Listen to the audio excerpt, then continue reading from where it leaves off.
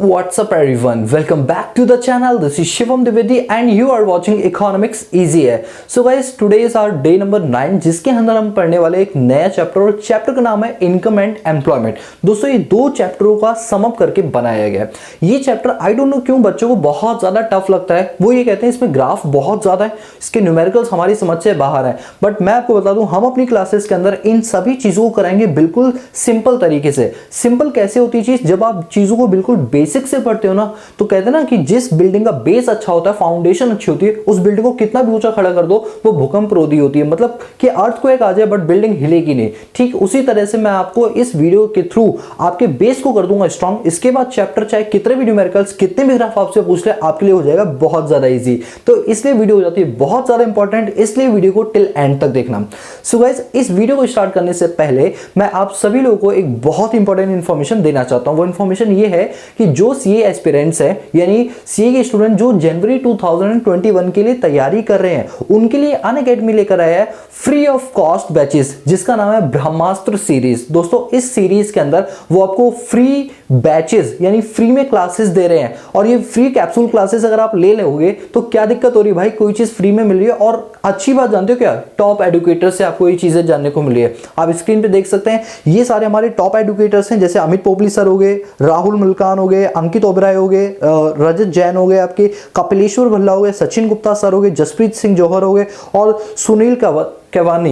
ये जितने भी टीचर्स हैं ना दोस्तों बहुत ही टॉप एडुकेटर्स हैं. इवन अगर मैं सच बोलूं ना तो जब मैंने अपनी सीए की जर्नी स्टार्ट की थी तो इनमें से जो दो एडुकेटर्स हैं, एक अमित पोपली सर और एक कपिलेश्वर भल्ला सर, इनसे पर्सनली मैंने भी फेस टू फेस पढ़ाई की थी. तो दोस्तों अगर आप इनके जो क्लासेस लेते हो ना तो ये आपको तैयारी जनवरी 2021 की करवाएंगे. और जब कोई चीज अगर आपको फ्री में मिल रही है तो थोड़ा सा अपने एफर्ट लगाओ, कहीं ना कहीं आपका अटेम्प्ट क्लियर हो जाएगा. दोस्तों ऐसी बात नहीं है, इनके एजुकेटर्स बहुत ज़्यादा एजुकेटेड होते हैं और उससे ज़्यादा इनको पता होती है वो कौन कौन सी ट्रिक्स होती हैं. तो लिंक मैंने डिस्क्रिप्शन बॉक्स में दे रखा है, एक बार क्लिक करके विजिट जरूर करना.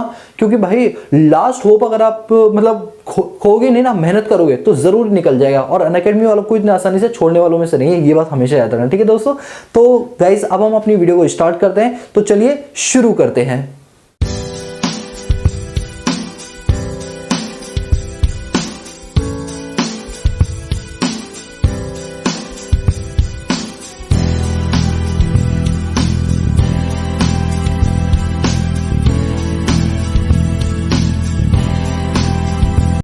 What's up everyone, welcome back to the channel. This is Shivam Dwivedi and you are watching Economics Easy है. दोस्तों आज की क्लास में हम पढ़ेंगे एक नया चैप्टर और ये चैप्टर आप लोगों के लिए हो जाता है बहुत ज्यादा खास क्योंकि इस चैप्टर से पूछे जाते हैं न्यूमेरिकल्स विद थ्योरी. जी हाँ, आपने बिल्कुल सही सुना, इसमें न्यूमेरिकल्स भी पूछे जाते हैं और इसके थ्योरी के क्वेश्चंस भी पूछे जाते हैं.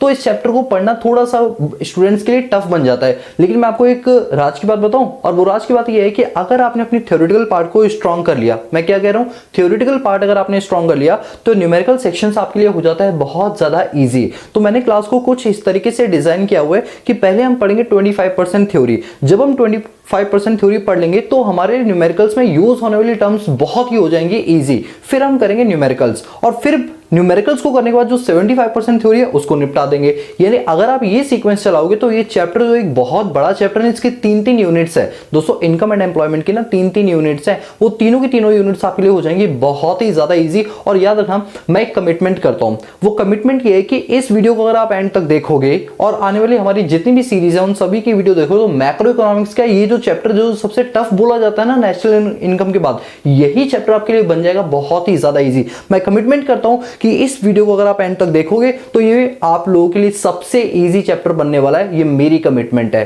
तो चलिए मैं अपनी कमिटमेंट को पूरा करने के लिए इस क्लास को स्टार्ट करता हूं. तो चलिए शुरू करते हैं. दोस्तों इस वीडियो को शुरू करने से पहले कुछ बेसिक चीजें उनकी नॉलेज मैं आपको दे देता हूं. एक बात बताओ, जब आप 11th क्लास में थे आपने माइक्रो इकोनॉमिक्स पढ़ी थी? यस सर, हमने कभी किसी जमाने में माइक्रो इकोनॉमिक्स पढ़ी थी 60-70 साल पहले. तो बताओ उस टाइम पर आपने डिमांड और सप्लाई का चैप्टर पढ़ा था? यस सर, हमने पढ़ा था. तो दोस्तों उस टाइम जब मैं डिमांड और सप्लाई मैंने आपको माइक्रो इकोनॉमिक्स में कराया था तो क्या पढ़ा था आपने? सर डिमांड का मतलब होता है कि जब एक सिंगल बायर मार्केट में जाता है किसी चीज को खरीदने की इच्छा से, उसके पास पर्याप्त मात्रा में क्रय शक्ति बोले तो परचेजिंग पावर भी है और वो एक निर्धारित समय और कीमत पर उस चीज की क्या करता है, डिजायर करता है. तो उसी डिजायर को क्या बोलते हैं, डिमांड बोलते हैं. जब हम सप्लाई की बात करते हैं तो क्या होता है कि जब एक प्रोड्यूसर विलिंग होता है, चाहता है अपनी चीजों को बेचना, जिससे वो क्या कमाएगा, कुछ प्रॉफिट कमाएगा, उसे क्या बोलते हैं, सप्लाई। तो जब हमने माइक्रो इकोनॉमिक्स में डिमांड और सप्लाई का कॉन्सेप्ट पढ़ा था तो याद रखना वो था इंडिविजुअल बेस पर, यानी वहां पर हम एक व्यक्ति यानी सिंगल पर्सन या इंडिविजुअल की बात करते थे। लेकिन हम जो अब बुक पढ़ रहे हैं दैट इज मैक्रो इकोनॉमिक्स, तो वही चीज जब मैक्रो में आती है तो हम उसको क्या बोल देते हैं, एग्रीगेट डिमांड। यानी कि जब एक सिंगल पर्सन डिमांड करे तो वो डिमांड है, और जब वो कई सारे लोग डिमांड करें उन सब की डिमांड को जोड़ दो, क्लब कर दो, that is called aggregate demand. बोलो क्लियर हुआ? तो एक दिमाग में चीज बैठा लो, डिमांड और एग्रीगेट डिमांड वैसे सिमिलर है, बस एक माइनर सा डिफरेंस क्या है कि डिमांड एक सिंगल पर्सन के पॉइंट ऑफ व्यू से होता है और एग्रीगेट डिमांड पूरा whole aggregate point of view से होता है। इकोनॉमी में जितने भी सेक्टर्स हैं जब वो सभी लोगों की डिमांड को अगर हम जोड़ दे तो वो कहलाता है एग्रीगेट डिमांड। ठीक है, ये मैंने आपका एक बेस बनाया, बट इस बेस से अब हम एक बिल्डिंग खड़ी करेंगे कि रियलिटी के अंदर एग्रीगेट डिमांड का जो मीनिंग आपके बुकों में दे रखा है, जिसको पढ़ के आप पागल हो जाते हो, तो आप पागल होने से बच जाओ। तो आपको मैं समझाता हूं। आपने इतना समझ लिया एग्रीगेट डिमांड क्या होता है। देखो, एक लेमैन अगर बात करता है एग्रीगेट डिमांड की तो क्या बोलेगा कि भाई इकोनॉमी में जितने भी सेक्टर्स हैं उन सेक्टर्स के द्वारा जो भी डिमांड की जा रही है उन सबको जोड़ दो, दैट इज एग्रीगेट डिमांड। और जब हम लोग पढ़ेंगे तो इसी चीज को थोड़ा प्रोफेशनल तरीके से पढ़ेंगे। हम कैसे पढ़ेंगे, हम कहेंगे एक अकाउंटिंग ईयर में, अकाउंटिंग ईयर स्टार्ट होता है 1 अप्रैल से और खत्म होता है 31 मार्च को। एक अकाउंटिंग ईयर में पूरी इकोनॉमी के अंदर सभी सेक्टर्स के द्वारा जो डिमांड की गई है उन सबको जोड़ दें, that is called aggregate demand. अच्छा, जो कॉमन लेमैन वाली थी और जो ये वाली डेफिनेशन, क्या कोई डिफरेंस है? नहीं है, बट डिफरेंस थोड़ा सा हम निकालेंगे। वो क्या, जब हम प्रोफेशनल वाली डेफिनेशन का यूज करें तो उसमें हम final goods and services use word करेंगे। क्या करेंगे? Final goods and services. यानी एक इकोनॉमी में हर सेक्टर जब फाइनल गुड्स एंड सर्विसेज की डिमांड करता है या वो डिमांड करना चाह रहा है एस्टिमेटेड बेस पर, एक्चुअल बेस पर नहीं, एस्टिमेटेड बेस पर एक अकाउंटिंग ईयर के दौरान, that is called aggregate demand. Sir थोड़ा सा आप चीजों को तोड़ तोड़ के पढ़ाओगे? यस सर, मैं बिल्कुल आप लोगों को तोड़ तोड़ के पढ़ाऊंगा एक एक चीज को। आओ इधर पढ़ते हैं एग्रीगेट डिमांड। इसे शॉर्ट में एडी बोलते हैं। क्या बोलते हैं? एडी। पढ़ो क्या लिखा है, it refer to total value of final goods and services. यहां पर एक वर्ड यूज हो रहा है फाइनल। सर हाँ, आपने नेशनल इनकम में पढ़ा था फाइनल और इंटरमीडिएट, क्या ये वही वाला है? हाँ दोस्तों, हम याद रखो कभी भी नेशनल इनकम में इंटरमीडिएट गुड्स को शामिल नहीं करते, हम किसको करते हैं? फाइनल वैल्यू को करते हैं। इसलिए यहां भी ये बात बोली गई है कि एक इकोनॉमी के द्वारा टोटल मतलब सबको जोड़ दें, किसको? फाइनल गुड्स एंड सर्विसेज जो भी हमने प्रोड्यूस की है, विच ऑल द सेक्टर। अब हमारे यहाँ पर सेक्टर जानते हो कितने होते हैं? 4 सेक्टर होते हैं। याद करो, जब मैंने आपको circular flow of income and expenditure पढ़ाया था, अगर आपने वो क्लास नहीं देखी तो डिस्क्रिप्शन बॉक्स में मैंने ना डे 1 डे 2 सबके लिंक दे रखे हैं, उस पर क्लिक करो, वो वीडियोस अच्छे से देखो। तभी मैं कहता था हमारी जितनी भी डेज आए हैं, जितनी भी सीरीज अभी हमने पिछली बनाई है, 8 क्लास हमने बनाई है, उन 8 को ढंग से पढ़ लो तो आपको 9th क्लास ज्यादा अच्छे से समझ आएगी। तो याद है मैंने आपको बताया था circular flow of income and expenditure में कि 4 टाइप के सेक्टर होते हैं। याद आ रहा है? हाउसहोल्ड फर्म 2 हो गए, तीसरा गवर्नमेंट और चौथा रेस्ट ऑफ द वर्ल्ड जिसे हम फॉरेन सेक्टर बोलते हैं। 4 सेक्टर होते हैं। तो चारों सेक्टर के द्वारा जो final goods and services produce की जाती हैं चारों सेक्टर के द्वारा, और प्लान किया जा रहा है कि हम उसको खरीदेंगे। अच्छा, एस्टिमेटेड है, एक्चुअल नहीं कि हमने खरीद लिया, खरीदने जा रहे हैं, प्लान कर रहे हैं अभी हम। गिवन लेवल ऑफ इनकम, जो भी हमारी इनकम है उसके हिसाब से during an accounting period is called aggregate demand. अब देखो मैंने आपको तोड़ तोड़ के पढ़ाया, अब इसको जरा जोड़ो। देखो सबसे पहली चीज, इकोनॉमी के चारों सेक्टर्स फर्म, हाउसहोल्ड और आपका रेस्ट ऑफ द वर्ल्ड और गवर्नमेंट, ये चारों सेक्टर जब फाइनल गुड्स एंड सर्विसेज की डिमांड करने की सोचते हैं, प्लान कर रहे हैं अपनी दी हुई इनकम से। भैया जब भी मैं कोई चीज डिमांड करूंगा तो पहले अपनी इनकम भी देखूंगा ना कि मेरी इनकम कितनी है और मैं क्या चीज खरीदने के लिए सोच रहा हूं, समझ रहे हो? तो इकोनॉमी के चारों सेक्टर के द्वारा एक अकाउंटिंग ईयर के दौरान ये सोचा जाना कि वो भविष्य में क्या खरीदना चाह रहे हैं, that is called aggregate demand. वही तो लिखा हुआ, it refer to the value of final goods and services which all sectors, लिख लो ऑल के ऊपर, फर्म, हाउसहोल्ड, गवर्नमेंट और rest of the world of an economy are planned to buy at a given level of income during an accounting year. बोलो clear हुआ? दिमाग में बैठा लो एग्रीगेट डिमांड का मतलब। क्लियर है? Yes sir. बात करते हैं एग्रीगेट डिमांड के क्या क्या कंपोनेंट्स होते हैं। तो दोस्तों कंपोनेंट हमारे पास 4 होते हैं। अब आपको एक अच्छी बात बताऊं, जिन लोगों ने मुझसे नेशनल इनकम पढ़ी है उनको बहुत अच्छे से क्रैक हो जाएगा। मैंने उन्हें बताया भी था 3 टाइप के मेथड होते हैं, इनकम मेथड, एक्सपेंडिचर मेथड और वैल्यू एडेड मेथड। तो उसमें एक्सपेंडिचर मेथड कराया था। Yes sir. फॉर्मूला क्या था उसका याद करो, GDP MP is equal to private final consumption expenditure plus government final consumption expenditure plus gross domestic capital formation plus net export. यही जो 4 खर्चे हैं ना, इन्हीं को बोलते हैं कंपोनेंट ऑफ एग्रीगेट डिमांड। यही जो चार चीजें फॉर्मूले में यूज की गई हैं, सिर्फ ये चार है, और इन्हीं चारों को बोलते हैं component of aggregate demand. Sir एक बात बताओ, कंपोनेंट ऑफ एग्रीगेट डिमांड में खर्चे क्यों लिए गए हैं? एक बात बताओ, जब कभी आप डिमांड करते हो, प्रैक्टिकली सोचो इंडिविजुअल लेवल पे, फिर हम मैक्रो लेवल पे भी सोचेंगे। तो इंडिविजुअल लेवल पे जब हम कोई खर्चा डिमांड करते हैं तो डिमांड से इनकम होती है, खर्चा होता है। सर ऑब्वियस सी बात है कि खर्चा होगा। मान लो मैं ये सोच रहा हूँ, अभी रिसेंटली मेरे मन में आया कि भाई मैं एक कार खरीदना चाहता हूँ, ठीक है, और जो मुझे अच्छी, मतलब जो मेरे बजट में और जो मुझे अच्छी लगी वो क्या लगी, वॉल्क्सवैगन की पोलो अच्छी लगी मुझे। तो मैं मन में सोचूं कि मैं वॉल्क्सवैगन की पोलो खरीदूंगा, ठीक है। या फिर अगर मैं होंडा की बात करूं तो मैं वर्ना खरीदने की सोच रहा हूं। ये दो कारें मेरे जहन में है कि मैं इनको ही खरीदूंगा जब भी खरीदूंगा।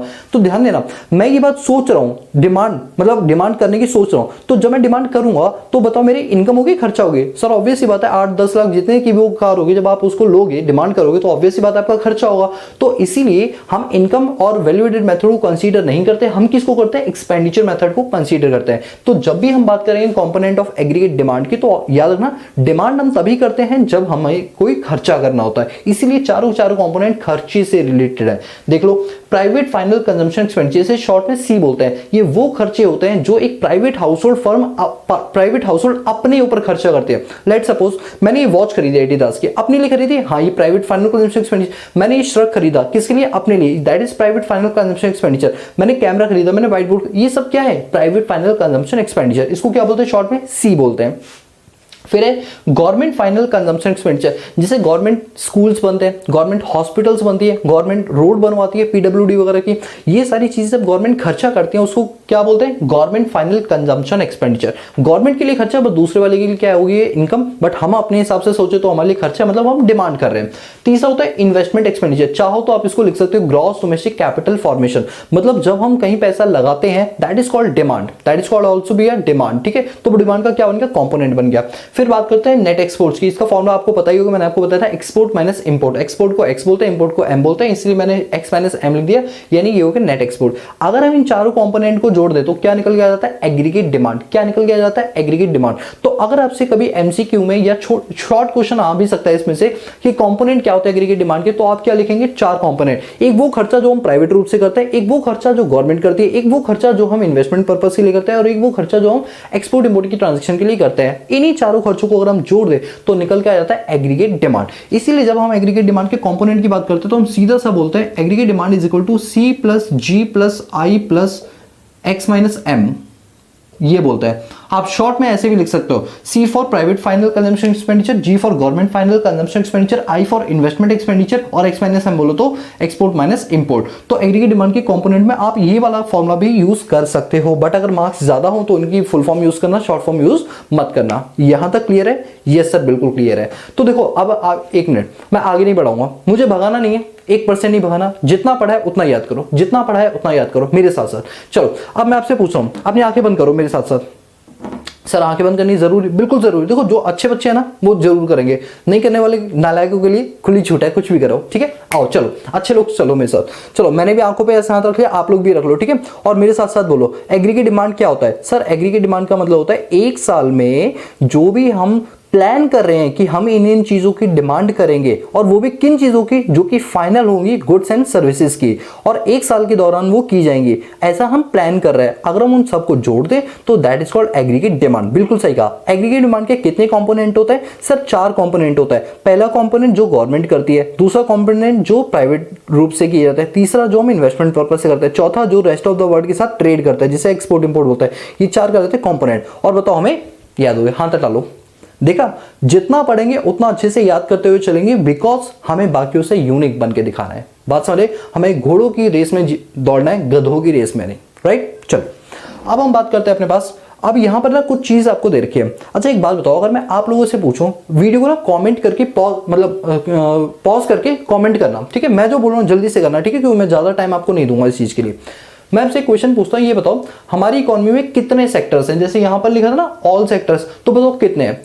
अच्छे बच्चे प्लीज वीडियो को पॉज करें और नीचे कमेंट करें। एक एक बच्चे का मैं कमेंट देखता हूं कि किसने क्या कमेंट किया, ठीक है।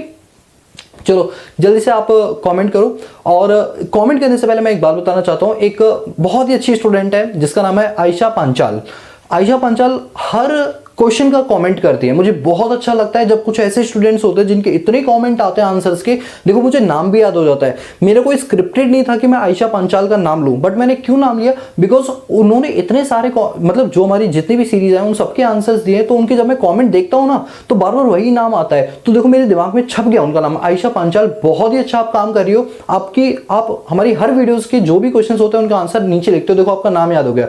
मैं चाहता हूँ इसी तरह मुझे बाकी स्टूडेंट्स के भी नाम याद हो जाए। तो आयशा पंचाल से इंस्पायर हो कि जिस तरह से वो डेडिकेटेड होकर पढ़ रही हैं तो आप भी उसी तरीके से पढ़ो। तो आयशा पंचाल अगर आप ये वीडियो देख रही हैं तो बहुत बहुत कांग्रेचुलेशंस, आप बहुत ही अच्छी हो। स्टडी इसी तरीके से करती रहना।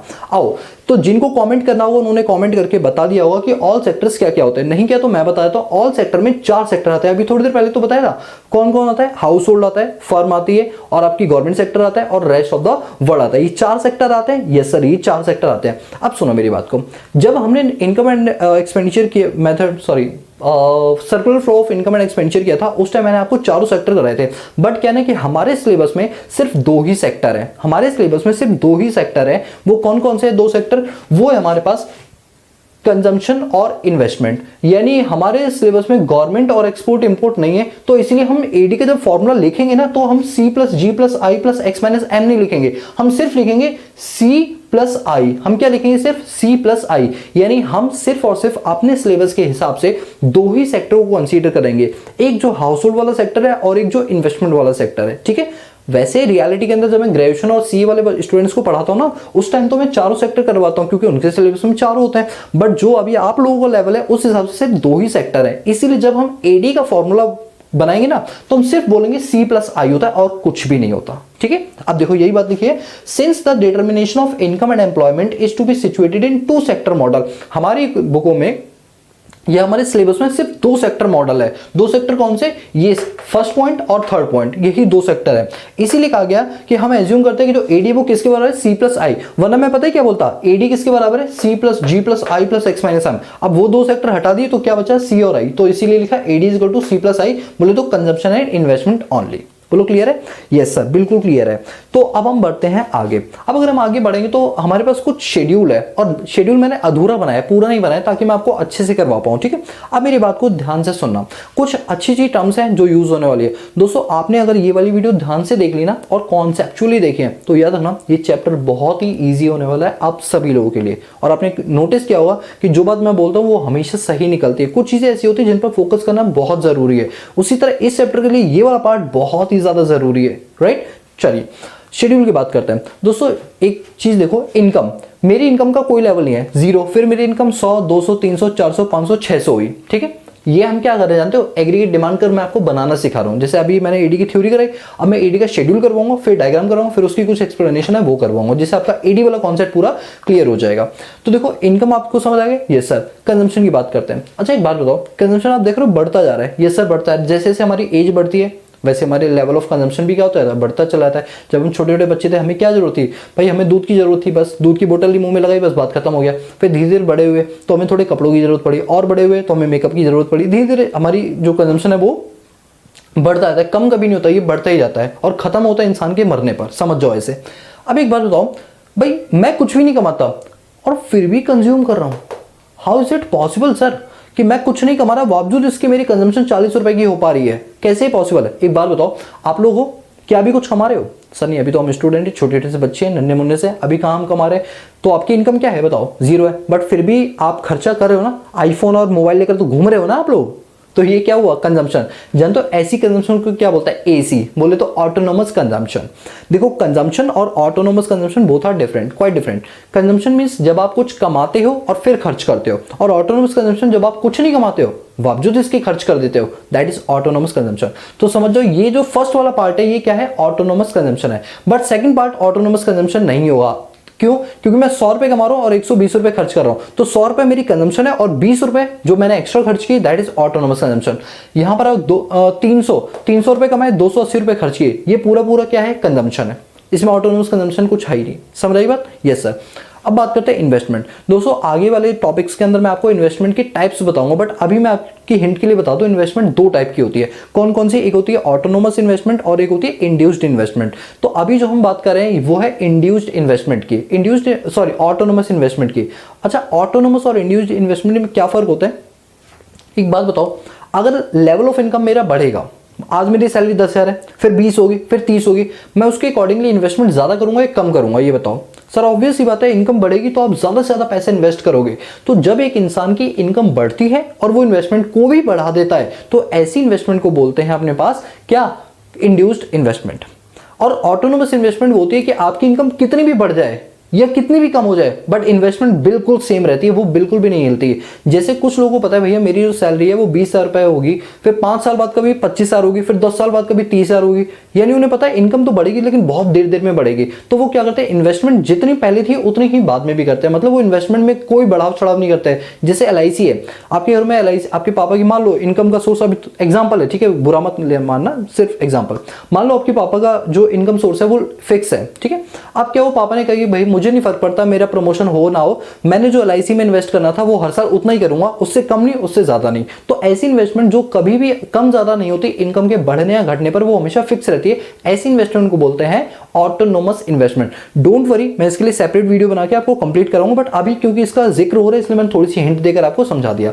तो बताओ ये वाली जो इन्वेस्टमेंट है ये कौन सी इन्वेस्टमेंट है? यही वीडियो पॉज करो और जल्दी से आंसर दो, यही वीडियो पॉज करो और जल्दी से आंसर दो, क्या है? जिन्होंने आंसर देना हुआ उन्होंने दे दिया, करेक्ट आंसर है ऑटोनोमस इन्वेस्टमेंट, क्योंकि यहां पर इन्वेस्टमेंट का लेवल क्या है? बिल्कुल सेम है। तो देखेंगे किस किसने इसका जो है हमें बिल्कुल सही आंसर दिया है। तो आप समझ आ गई कौन सी इन्वेस्टमेंट है? बताओ, बोलो। ऑटोनोमस इन्वेस्टमेंट है, ठीक है। अच्छा एक बात बताओ, एडी जो है अभी हमने सीखा, एडी समेशन ऑफ C+I, देखो लिखा है ना C+I, यानी अगर हम कंजम्पशन और इन्वेस्टमेंट को जोड़ दे तो एडी आ जाएगा? यस सर, बिल्कुल आ जाएगा। तो मैंने एडी का कॉलम खाली रखा है। बताओ जीरो लेवल ऑफ इनकम पर एडी कितना होगा? सर इन दोनों को जोड़ दो, क्योंकि कंजम्पशन को C बोलते हैं और इन्वेस्टमेंट को शॉर्ट में I बोलते हैं, समझ आई बात? दोनों को जोड़ दो, ये आपका आ जाएगा 60, 120 प्लस 20 140, ये आपका आ जाएगा 220, 280 और 20 300, 360 प्लस 20 380, 440 प्लस 20 460 और 520 प्लस 20 540। तो एग्रीगेट डिमांड आ गया। कोई दिक्कत हुई? नहीं हुई ना, क्योंकि हमें पता है भैया इन दोनों को जोड़ेंगे क्या रहेगा? एग्रीगेट डिमांड आ जाएगा। अब हमने शेड्यूल सीख लिया, अब हम बनाएंगे इसका डायग्राम। देखो डायग्राम जब बनाएंगे तो हम एक्स एक्सिस पे लिखते हैं इनकम और वाई एक्सिस पर लिखते हैं एग्रीगेट डिमांड, ठीक है। हम तीनों का डायग्राम बनाएंगे। याद रखना, जितना ज्यादा बेस आपका स्ट्रांग होगा चैप्टर आपकी उतने ही ग्रिप में आ जाएगा। और मेरे इस सेशन में जो ये हमने 30 डेज का जो प्लेज लिया है ना कि 30 दिन के अंदर हम ये काम करके दिखाएंगे, मैं आपको 30 दिन के अंदर पूरा का पूरा कॉन्सेप्चुअल काम करवाऊंगा, ऊपर से नहीं, सरफेस नॉलेज नहीं, इन डेप्थ नॉलेज दूंगा। आज इधर ये इनकम है और ये एग्रीगेट डिमांड है। अब एक बात बताओ, यहां पर मैं लेट सपोज कर लेता हूं ये 20 है, ये 40 है, ये 60 है और ये 80 है। इनकम आप जानते हो 100 है, फिर 200 है, फिर 300 है, फिर 400 है, फिर 500 है और 600 है। देखो मैं ना शेड्यूल से नहीं बना रहा, शेड्यूल से बनाऊंगा तो भाई बहुत टाइम लगेगा, फ्री हैंड बनाऊंगा, बट थोड़ी सी चीजें शेड्यूल से भी करा दूंगा। ये बताओ जीरो लेवल ऑफ इनकम पे कंजम्पशन कितना है? 40। जीरो लेवल ऑफ पर कितना है? 40। एक बात तो ये जो हमारी इनकम है ये क्या हो रही है? बढ़ रही है। और हमारा कंजम्पशन भी क्या हो रहा है? बढ़ रहा है। देखो इनकम 100 200 300 400, कंजम्पशन 40 120 200 280। जैसे जैसे आपकी इनकम बढ़ रही है वैसे वैसे आपका लेवल ऑफ कंजम्पशन भी क्या हो रहा है? बढ़ता जा रहा है। तो जिन्होंने मुझसे माइक्रो इकोनॉमिक्स पढ़ी है वो लोग अच्छे से जानते हैं, मैंने आपको पंडितगिरी सिखाई थी, याद है? पंडितगिरी। पंडित क्या करते हैं? हाथों की रेखा देखकर बता देते हैं इसका भविष्य क्या होगा। वैसे ही हम भी शेड्यूल को देखकर बता देंगे इसका भविष्य अपवर्ड स्लोपिंग होगा या डाउनवर्ड स्लोपिंग होगा। अपवर्ड स्लोपिंग बोलते हैं अगर आपका कर्व इस तरीके से बना, और डाउनवर्ड स्लोपिंग बोलते हैं कर्व अगर आपका इस तरह से बना। याद करो जो माइक्रो में था सप्लाई कर्व अपवर्ड स्लोपिंग होता था, डिमांड कर्व डाउनवर्ड स्लोपिंग होता था, ठीक है। याद रखना जब दो वेरिएबल्स में, मैं रिपीट कर देता हूं, जिन्होंने माइक्रो पढ़ी उनको अच्छे से पता होगा, बट नहीं भी पढ़ी, मान लो आप नए नए हमारे चैनल पर आए हो तो उनके लिए बता देता हूं। अगर दो वेरिएबल्स में इनवर्स रिलेशनशिप होता है, अगर दो वेरिएबल्स में इनवर्स रिलेशनशिप होता है तो डायग्राम हमेशा हमेशा डाउनवर्ड स्लोपिंग बनता है, राइट।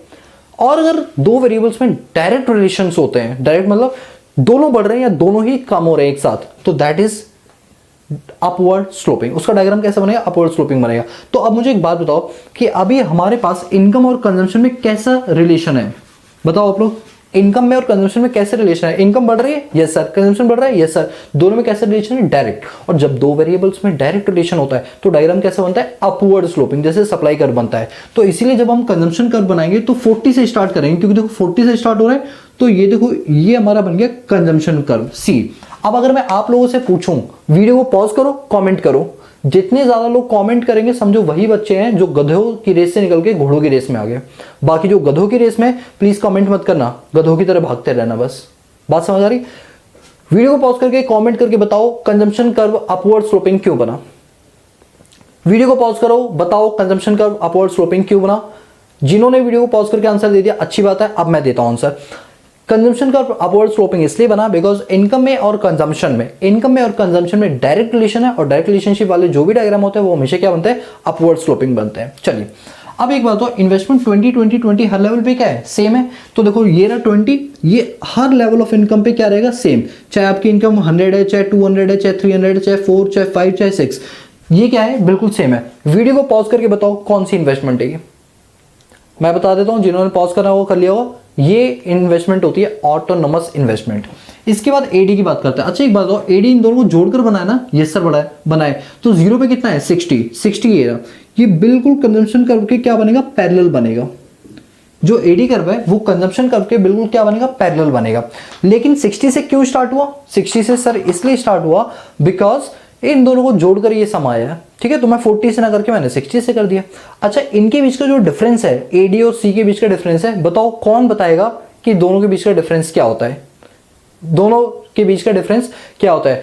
वो पहला स्टूडेंट जिसने ये आंसर दिया मुझे, उसको 11 रुपए का मेरी तरफ से पेटीएम है, 11 रुपए का मेरी तरफ से पेटीएम है। जो बच्चा इसका आंसर दे अपना पेटीएम नंबर साथ में लिख देना, सिर्फ पहले स्टूडेंट को दूंगा, जिसका सबसे पहला कमेंट आएगा सिर्फ पेटीएम उसको जाएगा, ठीक है। देखते हैं ये पेटीएम किसको मिलेगा, फिर मैं अगली क्लास में बताऊंगा किसको पेटीएम मिला, ठीक है।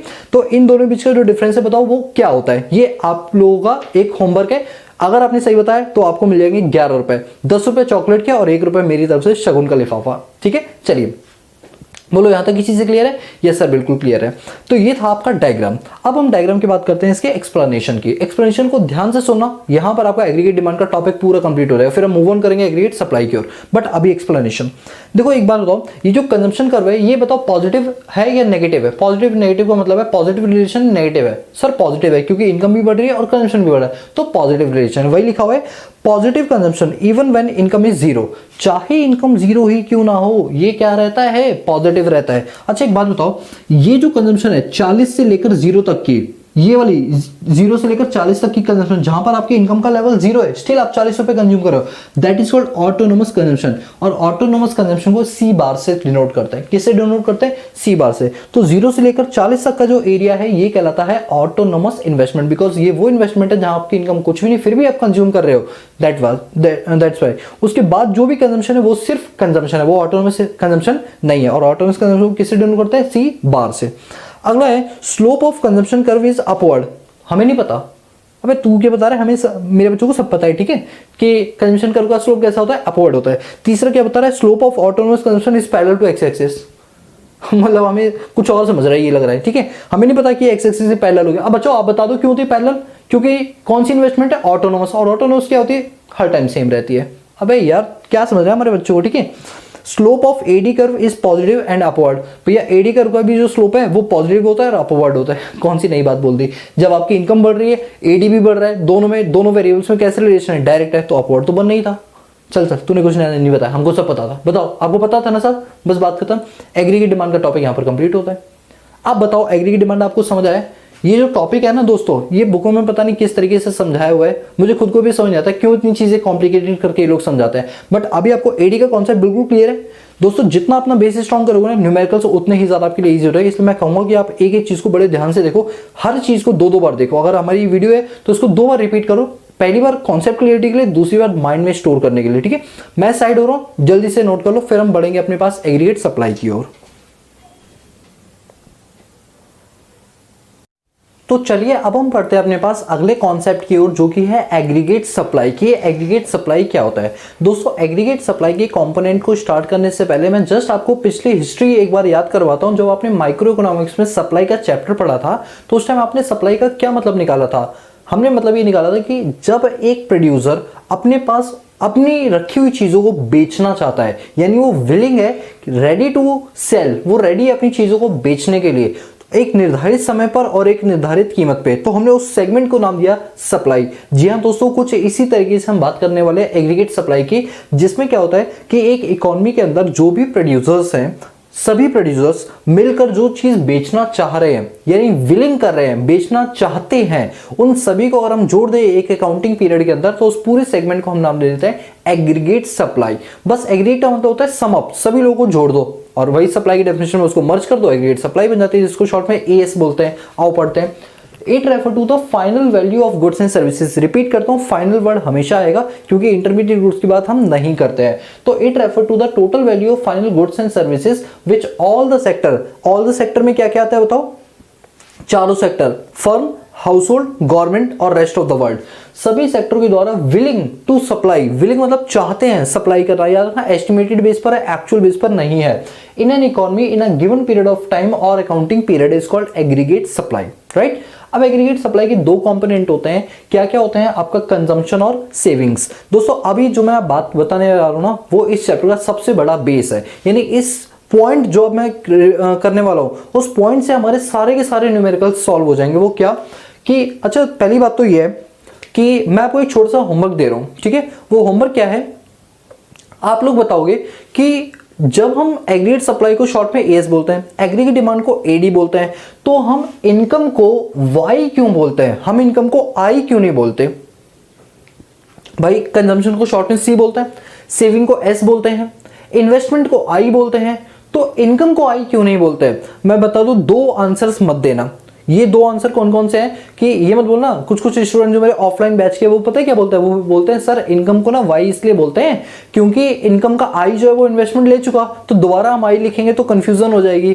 और कुछ बच्चे ऐसा भी बोलते हैं कि सर ऐसा है ना कि कुछ भी नहीं मिला था तो आई को हमने वाई बना दिया क्योंकि एक्स वाई तो चलता रहता है ना, इस वजह से। तो ऐसा कोई रीजन मत देना, एप्रोप्रिएट और जेन्युइन रीजन देना। और क्वेश्चन क्या, मैं रिपीट करता हूँ, क्वेश्चन मेरा ये है कि हम भाई इकोनॉमिक्स, मैक्रो इकोनॉमिक्स में इनकम को जब हम शॉर्ट में लिखते हैं तो हम कभी भी आई वर्ड यूज नहीं करते, हम हमेशा क्या वर्ड यूज करते हैं? हम हमेशा वाई वर्ड यूज करते हैं, ठीक है। तो आप लोग मुझे इसका आंसर देना, चाहे गूगल सर्च करो, चाहे अपने स्कूल की मैडम से पूछो, चाहे ट्यूशन टीचर से पूछो, किसी भी से भी पूछो, और मुझे इसका आंसर कॉमेंट बॉक्स में दो, या जो हमारा मोबाइल नंबर है उस पर आप मुझे व्हाट्सएप करके बताना कि भाई ऐसा क्यों होता है। फिर मैं देखता हूँ कि किस किस बच्चे ने सही आंसर दिया, और नेक्स्ट क्लास में उन सभी बच्चों के मैं नाम लूंगा, ठीक है। तो ये बात हमेशा याद रखना। और मैं अगली क्लास में बताऊंगा कि इनकम को वाई क्यों कहते हैं। उससे पहले मैं आप लोगों को पूरा टाइम दे रहा हूं, आप लोग खुद सर्च करो और बताओ कि भाई आई इनकम को वाई क्यों बोलते हैं, ठीक है। तो अभी मैं थोड़ी देर रटवा रहा हूं इस क्लास के लिए, फिर अगली क्लास में बताऊंगा इनकम को वाई क्यों बोलते हैं। तो भाई याद रखना कि इनकम जो होता है ना, उससे आप क्या करते हो, याद रखना ये पूरे वर्ल्ड की बात कर रहा हूं मैं। इनकम से या तो आप उसको खर्च करोगे जिसको हम कंजम्पशन बोलते हैं, या आप उसको बचा लोगे, इसके अलावा और कोई तीसरा काम नहीं होता। सर हम सेविंग कर ले तो सॉरी इन्वेस्टमेंट कर दे तो investment is just like a consumption, ठीक है। तो वो सी में ही कवर हो जाएगा। यानी कि अगर मान लो मैं 10,000 रुपए कमाता हूँ, लेट सपोज कि मैं 10,000 रुपए महीने के कमाता हूँ, और 10,000 में से 7,000 रुपए मैं अपने आने जाने के कपड़े वगैरह में खर्च कर देता हूँ, तो ऑब्वियस सी बात है मैं 3,000 सेव कर पाऊंगा। क्या कभी ऐसा हो सकता है कि मैंने 10,000 की इनकम कमाई, 7,000 रुपए खर्च किए और मेरी सेविंग 4,000 की है? क्या प्रैक्टिकली होगा? नहीं होगा। तो यार हाँ, इनकम जो होता है वो दो चीजों का समेशन होता है, कंजम्पशन और सेविंग्स की। बोलो ये बात समझ आई? हाँ, तो यही जानते हो, जाने अनजाने में आपने इस चैप्टर का बेस समझ लिया। ये इस चैप्टर का बेस है। इनकम को वाई बोलते हैं, कंजम्पशन को सी बोलते हैं, सेविंग को एस बोलते हैं। हमारा एक फॉर्मूला बनता है Y is equal to C plus S. बोले तो income is equal to consumption plus savings. बोलो बात समझ आई? अब मेरी बात को ना दिमाग में बैठा लो। पहली बात क्या कि इनकम जो होता है वो कंजम्पशन और सेविंग का क्या होता है? समेशन होता है। दूसरी बात क्या दिमाग में बैठाओ, आप लोगों ने नेशनल इनकम पढ़ा है मुझसे? पढ़ा है ना? 1 से लेकर 6 क्लास, मतलब day 1, day 2, day 3, day 4, day 5, day 6, ये 6 क्लास हमने की थी, तब हमारा नेशनल इनकम कंप्लीट हुआ था। डिस्क्रिप्शन बॉक्स में सबके लिंक दे रखे हैं, नहीं देखा तो एक बार देख लो। मैं क्यों ये बात बोल रहा हूं? क्योंकि एक बात है, जब मैंने आपको वैल्यू एडेड मेथड कराया था, आपको याद आ रहा है? जिन लोगों ने हमसे प्रॉपर क्लास ली उनको सबको पता होगा कि जब हमने वैल्यू एडेड मेथड किया था और मैंने आपको एक जीडीपी का कॉन्सेप्ट समझाया था, तो मैंने आपको याद है एक चीज बताई थी कि जीडीपी का मतलब होता है एक साल के अंदर, जीडीपी का मतलब होता है एक साल के अंदर हमने जो भी गुड्स एंड सर्विसेज प्रोड्यूस्ड किए हैं, अगर हम उसको मार्केट प्राइस या अपने बेस ईयर की प्राइस से अगर मल्टीप्लाई करा दें तो जो रिजल्टिंग फिगर आती है दैट इज कॉल्ड जीडीपी, और उसी को हम नेशनल इनकम बोलते हैं। वो रियल और नॉमिनल नेशनल इनकम वाला कॉन्सेप्ट याद आ रहा है? जी हाँ, बिल्कुल याद आ रहा है। तो क्या होता है कि एक साल के अंदर, ध्यान देना, एक साल के अंदर मान लो इस पूरे काउंटिंग ईयर के अंदर हमने 1 लाख यूनिट्स बनाए। कितने यूनिट्स बनाए? 1 लाख। और जो हमारा प्राइस है वो है 10 रुपए। तो जो ये 10 लाख रुपए आया है that is called none other than it is called be ah national income. हम इसको वैल्यू एडेड मेथड में क्या बोलते हैं? नेशनल इनकम, और कभी कभी हम इसको क्या बोलते हैं? जीडीपी। अब डिपेंड करता है, अगर हमने प्राइस अपनी बेस ईयर के लिए तो इसी को हम क्या बोल देते हैं अपने पास? Real nominal GDP. Current year लिए ये कॉन्सेप्ट मैं आपको ऑलरेडी पढ़ा चुका हूं, ठीक है? कुछ कुछ याद आया? ठीक है। अब क्या मैं ऐसा बोल सकता हूं कि जितना हमने एक साल में प्रोड्यूस किया है अगर हम उसको मल्टीप्लाई करा दे प्राइस से तो जो रिजल्टिंग फिगर आएगी that is called national income. Yes बोल सकता हूं? यस सर, बिल्कुल बोल सकते हो। तो एक बात बताओ, ये जो 1 लाख यूनिट हमने बनाई है तो इस 1 लाख यूनिट को हम क्या बोलेंगे? सर इसको हम बोलेंगे सप्लाई। क्या बोलेंगे? सप्लाई की। भैया ये हमने प्रोडक्शन सेक्टर को क्या किया है? प्रोडक्शन सेक्टर ने बाकी सभी सेक्टर को क्या किया? सप्लाई की है। और क्योंकि एक प्रोड्यूसर ने कई सारे प्रोड्यूसर हैं देश के लेवल के हिसाब से, तो हम इसी को क्या बोलते हैं? Aggregate supply. तो क्या मैं इसी नेशनल इनकम को जो 10 लाख रुपए निकाले, क्या मैं इसको एग्रीगेट सप्लाई बोल सकता हूं? यस सर, बिल्कुल बोल सकते हैं। क्यों बोल सकते हैं? बिकॉज एक साल के अंदर क्या किया? ये हमने आउटपुट प्रोड्यूस किए हैं, तो उसको अगर हम प्राइस से मल्टीप्लाई करा दे तो वो नेशनल इनकम बन जाती है, और इसी को हम क्या बोलते हैं? एग्रीगेट सप्लाई बोलते हैं। भैया सप्लाई भी तो ऐसे निकालते हैं कितना आउटपुट आपने बनाया और कितनी उसकी प्राइस है, दोनों को मल्टीप्लाई करा दो एग्रीगेट सप्लाई आ जाती है। यहां से मेरे दिमाग में एक पॉइंट क्लियर हुआ कि जो एग्रीगेट सप्लाई वो किसके बराबर होती है? नेशनल इनकम के बराबर होती है। एग्रीगेट सप्लाई किसके बराबर होती है? National income. और नेशनल इनकम शॉर्ट में क्या बोलते हैं? वाई। ये बात याद कर लेना और कॉपी में लिख लो कि AS is equal to Y. क्यों होता है? बिकॉज हमने देख लिया कि जितना हम एक साल में प्रोडक्शन करते हैं वो कौन करता है? एक प्रोड्यूसर करता है, तो वो उसके लिए क्या है? सप्लाई है। और जब हम उसको प्राइस से मल्टीप्लाई करते हैं तो वो नेशनल इनकम बन जाती है। यानी अल्टीमेटली एग्रीगेट सप्लाई और नेशनल इनकम दोनों क्या होती है? बिल्कुल बराबर होती है। बोलो ये चीज क्लियर है? आप अपनी कॉपी में ये चीज नोट डाउन कर लेना। फिलहाल मैं अभी इसको रब कर रहा हूं। तो यहां से आपने क्या सीखा कि इनकम जो होती है वो सेविंग और कंजम्पशन के सम के बराबर होता है, और जो हमारी नेशनल इनकम है वो किसके बराबर होता है? किसके बराबर होता है बताओ? सेविंग्स के बराबर, एग्रीगेट सप्लाई के बराबर होता है। इतना क्लियर हो गया? तो जानते हो ये मैंने क्यों क्लियर करवाया? क्योंकि इससे ना अभी मैं आपको एक बहुत बड़ी चीज कराने वाला हूं और वो तुरंत आपको क्रैक हो जाएगी। तो आपने 2 फॉर्मूले लिख लिए, y is equal to C plus S, और दूसरा फॉर्मूला क्या था? कि फॉर्मूला नहीं था, जस्ट एक पॉइंट था कि aggregate supply is equal to क्या होता है? नेशनल इनकम, यानी शॉर्ट में उसे y बोलते हैं। आप लोग मुझे कमेंट करके बताओ कि y क्यों बोलते हैं, फिर जिसका सही होगा उसका नाम मैं अगली क्लास में लूंगा। ठीक है, चलो ये चीज क्लियर है। अब सुनो मेरी बात को। तो अभी हम पढ़ रहे थे एग्रीगेट सप्लाई के क्या क्या कॉम्पोनेंट्स होते हैं। तो अभी एक बात बताओ कि अभी आपने क्या सीखा मुझसे? सर हमने ये सीखा कि आपने हमें ये बताया था कि जो y होता है ना वो C प्लस एस के बराबर होता है। आपने हमें एक तो ये सिखाया है, और दूसरा ये बताया कि जो एग्रीगेट सप्लाई होती है वो किसके बराबर होती है? इनकम के बराबर होती है, y के बराबर होती है। अच्छा एक बात बताओ, क्या मैं AS is equal to Y की जगह पर C प्लस एस लिख सकता हूँ? यस सर लिख सकते हो, क्योंकि y भी किसका समेशन है? C plus S. तो यहां से एक नई टर्म निकल कर आई कि एग्रीगेट सप्लाई के 2 कंपोनेंट क्या होते हैं? कंजम्पशन और सेविंग्स। देख लो जाने अनजाने में आपने चीजें समझ ली। भैया इकोनॉमिक्स में हर एक चीज का बहुत मतलब होता है। कभी सोचो कि ये जो चीज है ये इन 2 चीजों से मिलकर बनाई गई होगी? नहीं ना। इसीलिए मैं कहता हूं इकोनॉमिक्स को बिल्कुल डेप्थ में जाके पढ़ो। जितना डेप्थ में डुबकी लगाओगे ना, नदी की नॉलेज उतनी ही अच्छी हो जाएगी और कभी डूबोगे नहीं। समझ आ रही बात? तो क्या निकल के आया कि भैया एग्रीगेट सप्लाई इनकम के बराबर होती है। मैंने इनकम के क्या लिख दिया? C plus S. तो बस, तो यही 2 इसके कंपोनेंट होते हैं। तो वही देखो लिखा हो component of aggregate supply, consumption और सेविंग। कंजम्पशन को C बोलते हैं, सेविंग को S बोलते हैं। बात समझ आई? Yes sir. अब यहाँ पर एक नोट लिखा हुआ है, और ये नोट जानते हो अगर आप खुद भी पढ़ोगे तो समझ आ जाएगा। क्यों? क्योंकि अभी हमने ये सारी चीजें पढ़ी। देखो क्या कह रहा है, the sum total of these factor income. अच्छा एक बात बताओ, फैक्टर इनकम क्या क्या चीजें होती है? सर फैक्टर इनकम छोड़ो, फैक्टर क्या चीज होती है वो सुनो। फैक्टर का मतलब क्या होता है? जो लैंड, लेबर, कैपिटल और एंटरप्रेन्योर होता है। अच्छा लैंड के बदले क्या मिलता है? रेंट। रेंट और वेजेस के बदले क्या? लेबर के बदले क्या मिलता है? वेजेस या सैलरी। कैपिटल को क्या मिलता है? उसका इंटरेस्ट। और एंटरप्रेन्योर को क्या मिलता है? प्रॉफिट। यही सारी क्या कहलाते हैं? Factor income. और 4 होती है, 5वीं तो होती नहीं, इसलिए इसको नाम दिया ऑल फैक्टर इनकम। वही लिखा हुआ है the sum total of all these factor income is termed as domestic income या डोमेस्टिक इनकम या नेशनल इनकम। जो याद है 1 लाख यूनिट हमने 10 रुपए के हिसाब से बनाई थी, उसे नेशनल इनकम बोलते हैं, या डोमेस्टिक टेरिटरी में रहकर बनाई तो वो डोमेस्टिक इनकम कहलाएगी। हाँ ये बात हमें पता है। So we can say that AS और national income one of the same things. तो हम कह सकते हैं एएस और जो नेशनल इनकम मतलब वाई है वो दोनों क्या है, सेम है। अब क्योंकि ये सेम है तो इसकी वजह से एग्रीगेट सप्लाई किसके बराबर होगा, सी प्लस एस के। तो वही लिखा हुआ Y is equal to AS है, हाँ सर, तो AS is equal to C plus S है।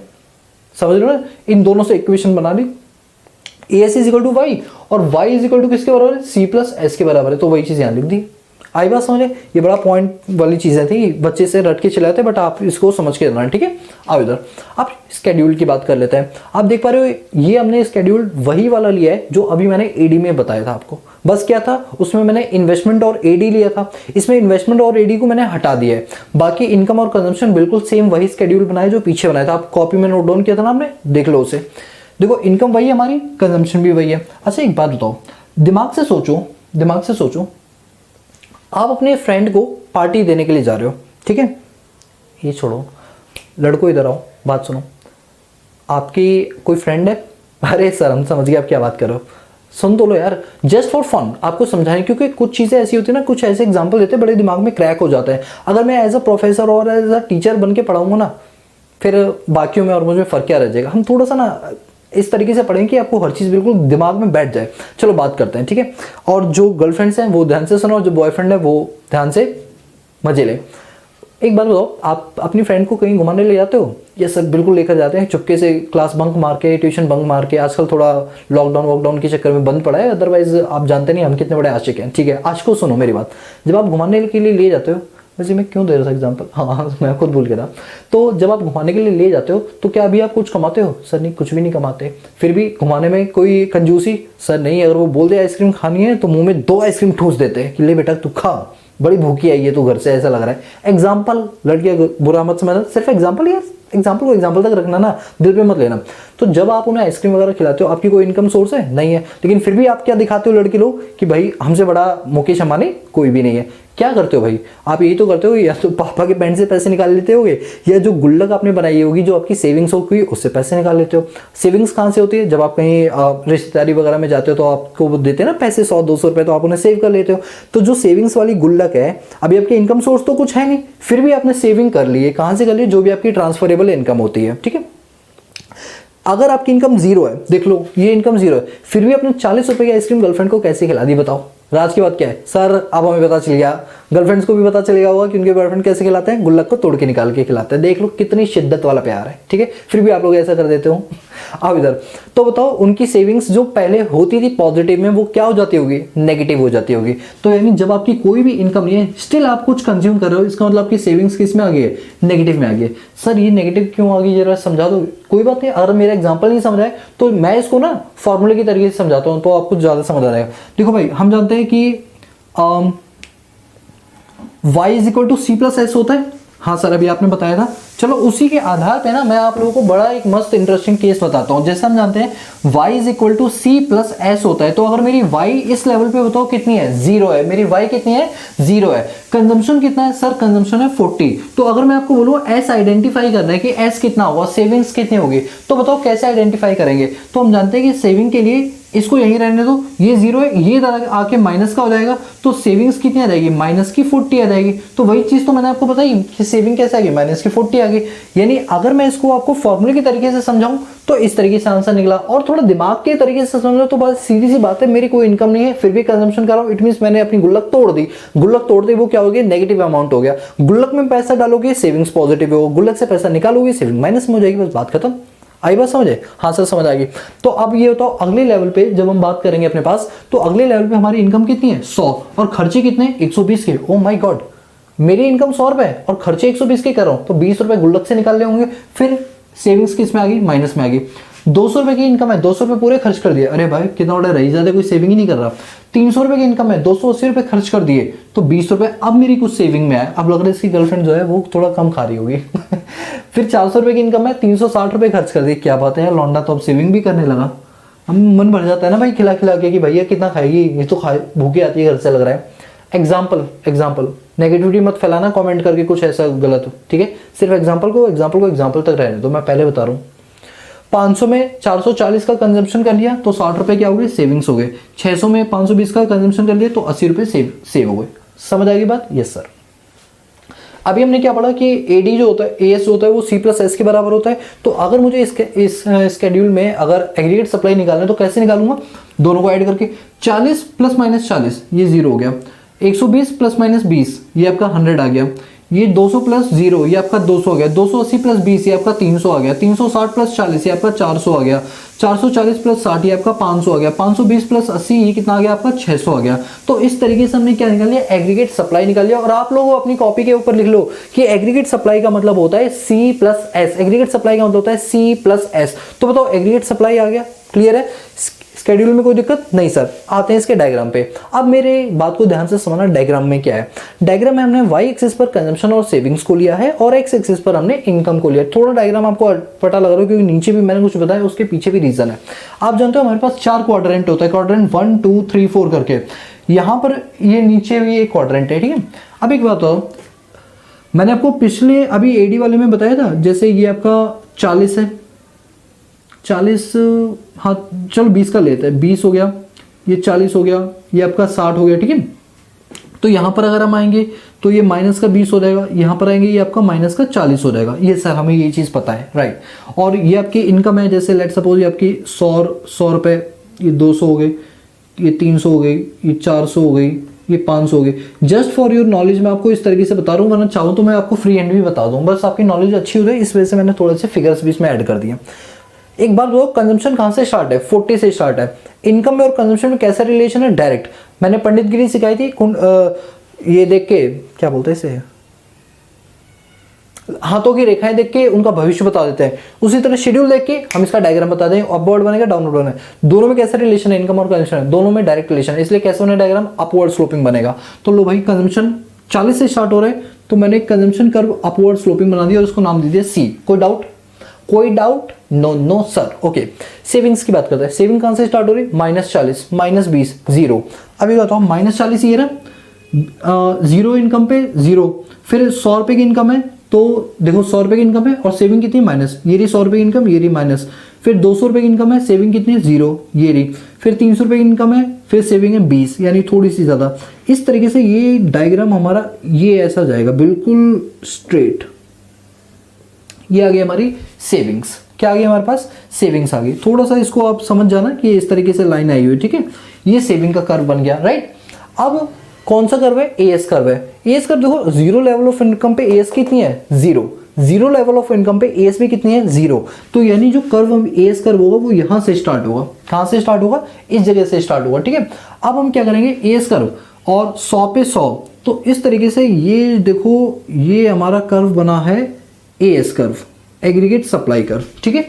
आप ये देख पा रहे हो ये सारी चीजें की, ठीक है। तो अभी मैं थोड़ा सा साइड हो रहा हूँ, इसलिए साइड हो रहा हूँ जिससे आप इसको आराम से पहले नोट डाउन कर पाओ। आप जल्दी से एक काम करो, इसको ना नोट डाउन कर लो जिससे कि कोई दिक्कत ना हो। और मैं 5 सेकंड तक शांत रहूंगा ताकि मैं आपको डायग्राम को थोड़ा सा एक्सप्लेन कर पाऊँ, ठीक है। और 5 सेकंड के लिए ये लो, मैं शांत हो गया।